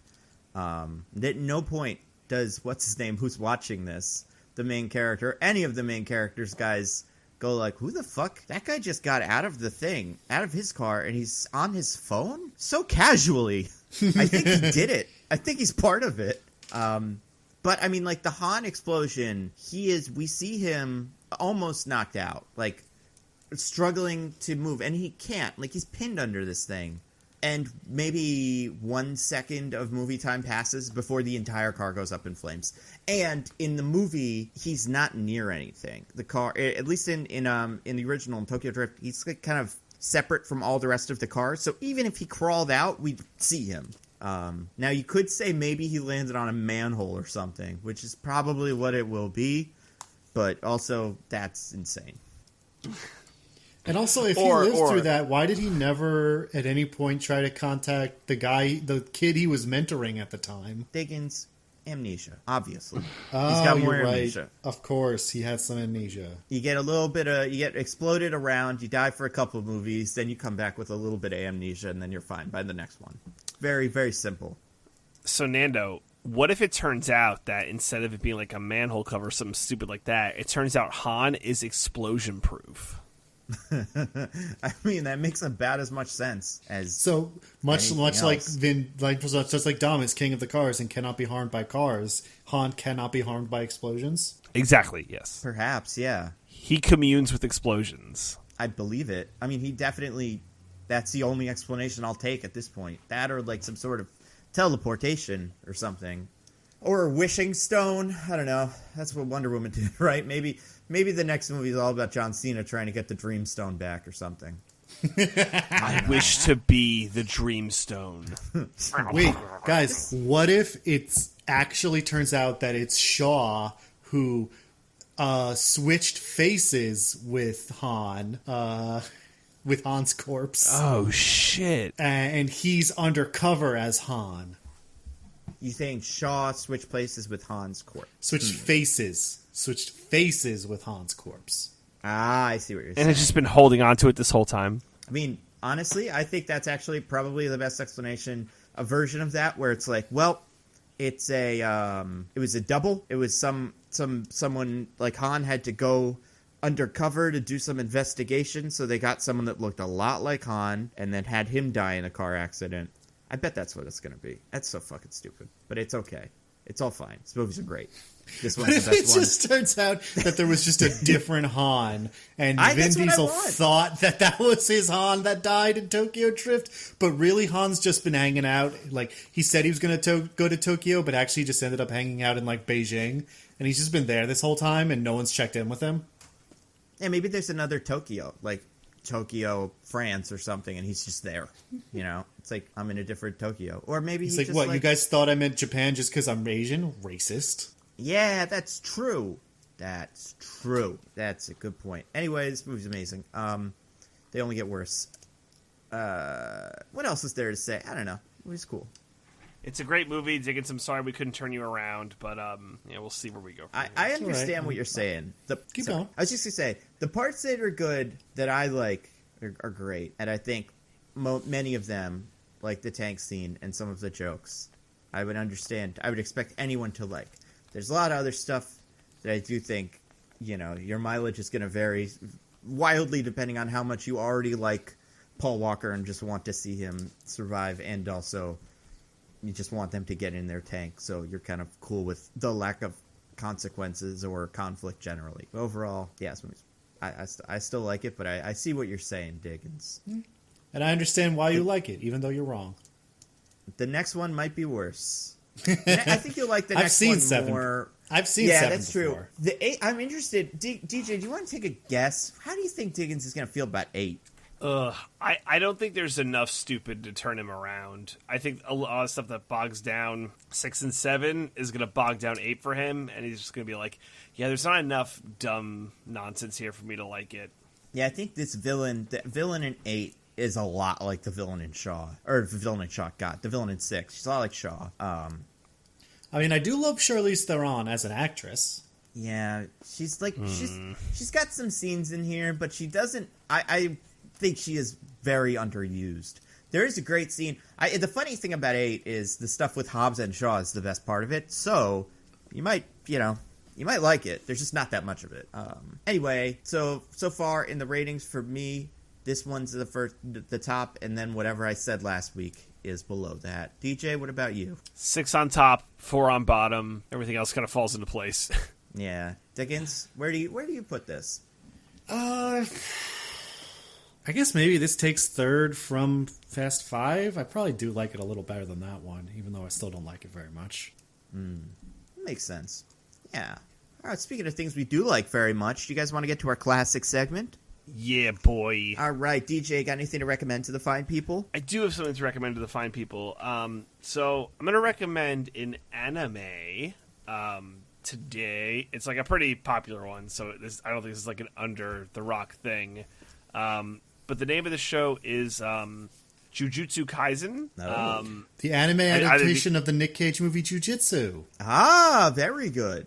You would think, but no. Have either of you guys heard of this? No. Okay, so it's a Shonen Jump manga, and it's like the premise. So it's always like so hard to like. How would I sell this? So really good animation, really good action. The premise is like there are like demons in the world, like demon spirits, but like people can't see them. Only like certain people with like powers can see them. And there's this one kid who he gets like introduced to the world, like how all of these anime go, when it's like there's an outsider and they're the main character, and then they get introduced to the world through some event or another. But anyway, has like a really good cast of characters.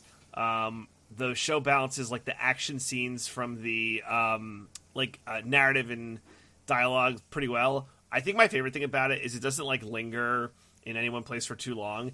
And it doesn't like your Naruto's or Dragon Ball Z's or even Dragon Ball Supers to an extent take like 40 minutes to explain like one thing. It's like, this is a thing, here we go, pick up and go, we'll answer questions about it later, but we're just going to show you how this shit works and do it, and we're not going to overly explain it.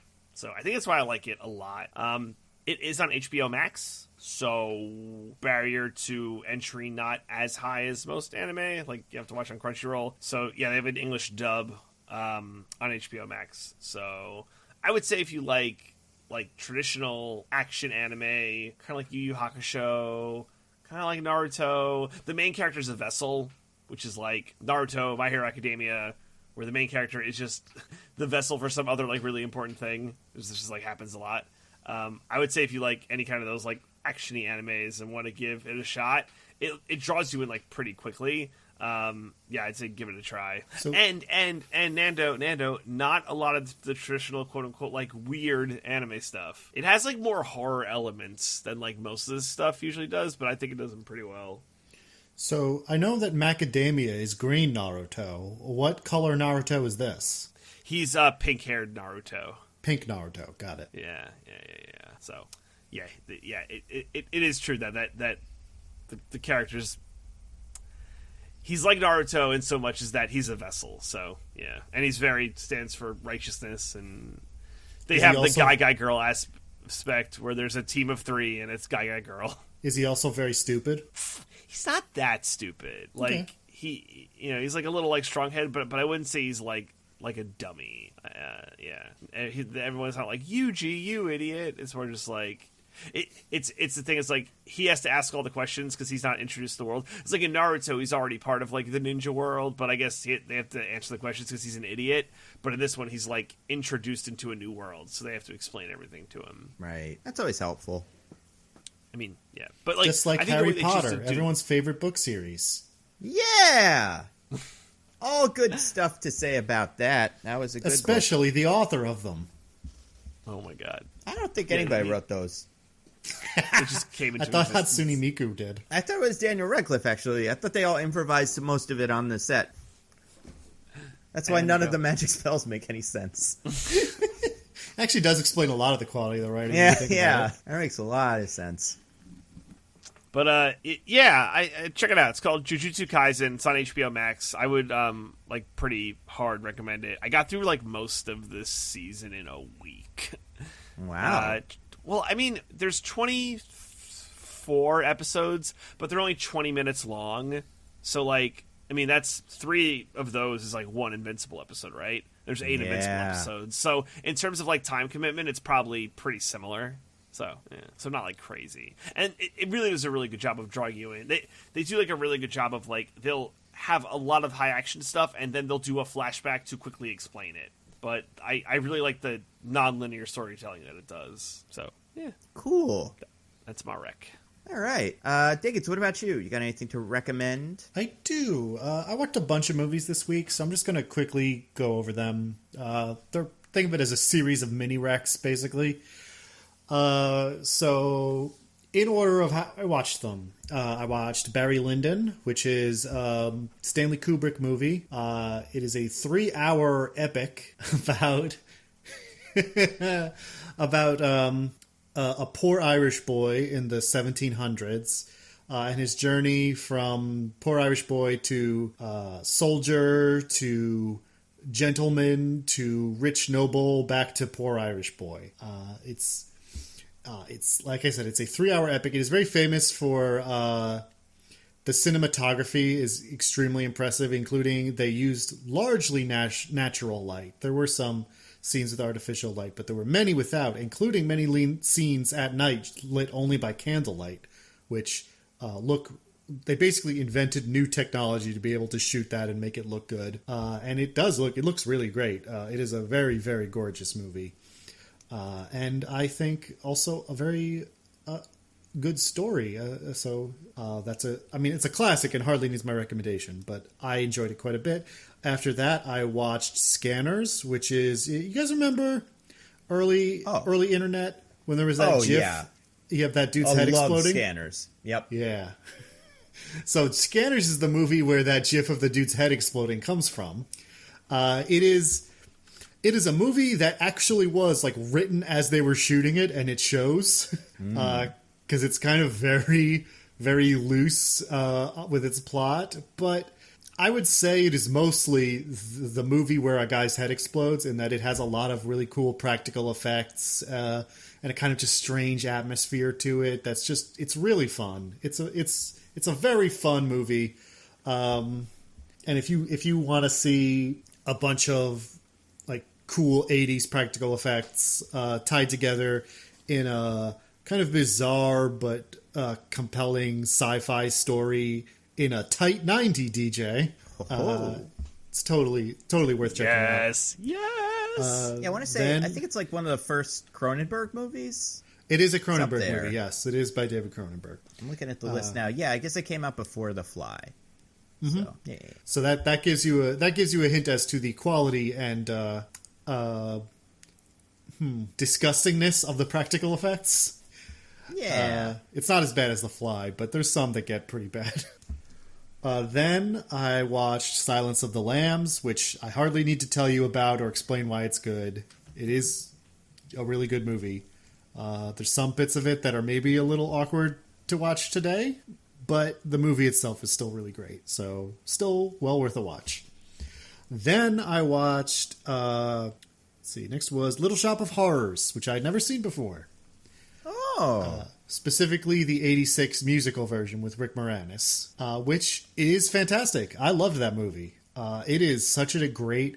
Maybe I'm just so used to modern day musical and stage adaptations, which are either Tom Hooper, naturalist nightmares that have no sense of how to make a stage play work at all, or they're August Wilson adaptations that felt like they just left a camera running on a stage and didn't change anything, and so don't feel like they work very well as movies. But I was very impressed by how cinematic it was while still capturing the feel of the stage show. It feels like Little Shop of Horrors. It feels like this big, melodramatic, like goofy story, but everything is framed and shot and captured in this way that is entirely cinematic.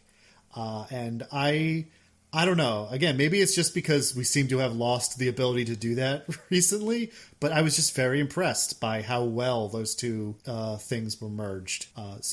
If you're not aware of it, it is a kind of a black comedy musical about a poor guy who finds this weird plant that only grows when he feeds it his blood, and it seems to bring him lots of success, but, as it gets bigger and bigger, it wants more and more from him, and he has to, make some ethical decisions about whether he wants to keep feeding it.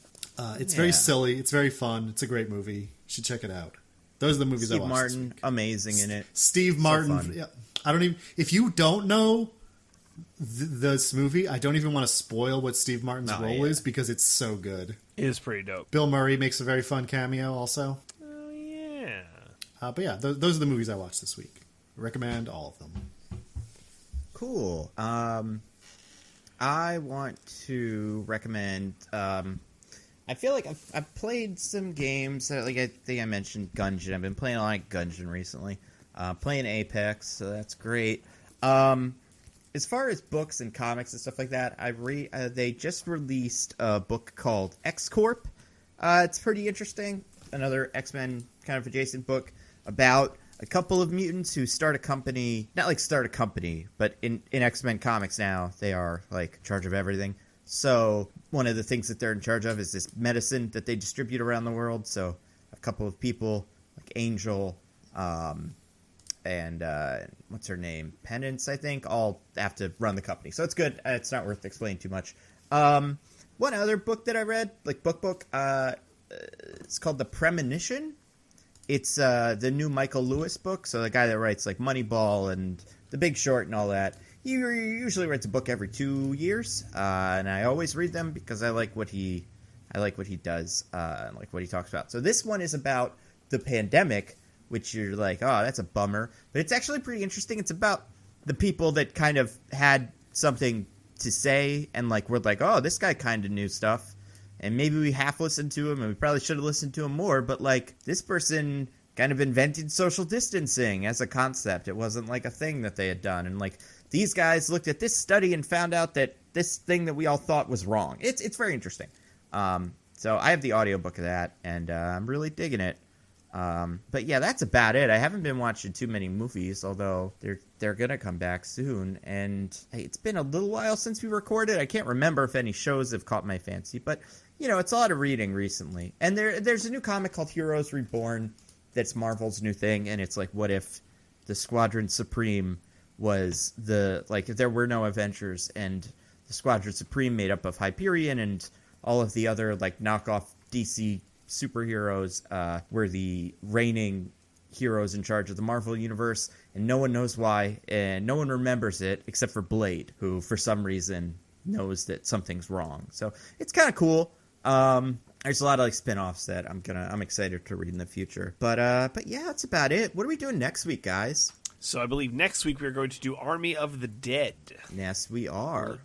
Released on Netflix. So watch on Netflix, and then this pod will come out probably like a few days after the Netflix release. How we're timing it? Yeah, that sounds about right. Yeah. Mm-hmm. So yeah, we will see you in a week with Army of the Dead. Oh, cool! Very exciting. Anything to plug? Just check out Roses and Rejections on the Pop Break Podcast Network. As always. Diggins? How about you? Couple things. I have my newsletter, A Little Perspective. For once, I kept my word. As I promised last episode, my WandaVision article is now out there. You can read it if you want. You can even tell me why I'm wrong if you want to. I will accept your criticism. But you can find it there at alittleperspective.substack.com. I've also been streaming Disco Elysium lately with Twitch integration on, so viewers get to vote on choices and make me make bad choices I wouldn't normally make. So it's the best. So far, we've tried to punch a child. How'd it go? We missed, and the child now owns us. We tried to ask out a woman who we had previously traumatized. I'm trying to think what other bad. It went bad. I was going to say less bad. We shot a corpse down. We did shoot a corpse down, which ruled. Then we tried to break down a door we knew we had a key to, and hurt ourselves. So yeah, those are the kind of decisions you can make me make if you come join in. I'm usually do on Mondays and Saturdays at twitch.tv/thisisanOddName. You can give that a follow if you just want to pop up notification whenever I'm online. So yeah, that's something I've been doing. Cool. Yeah, I got a new video I put out recently about Sharon Carter. Not too much else about that. I did a spot in a video reading a bit for a channel called Owen Likes Comics, where he's talking about the One New Day Spider-Man event and the history of that, which is very interesting. So I just read a couple quotes. I did a very good job, I think. So go search that video out. But yeah, that's it for me. Yeah, next week, the Army of the Dead. Woohoo! Whoa! Till then, I am at Nando V Movies on Twitter. I'm at Zippy by Day. I'm at This Is an Odd Name. Goodbye, everybody. Goodbye. Peace. Bye. We love you.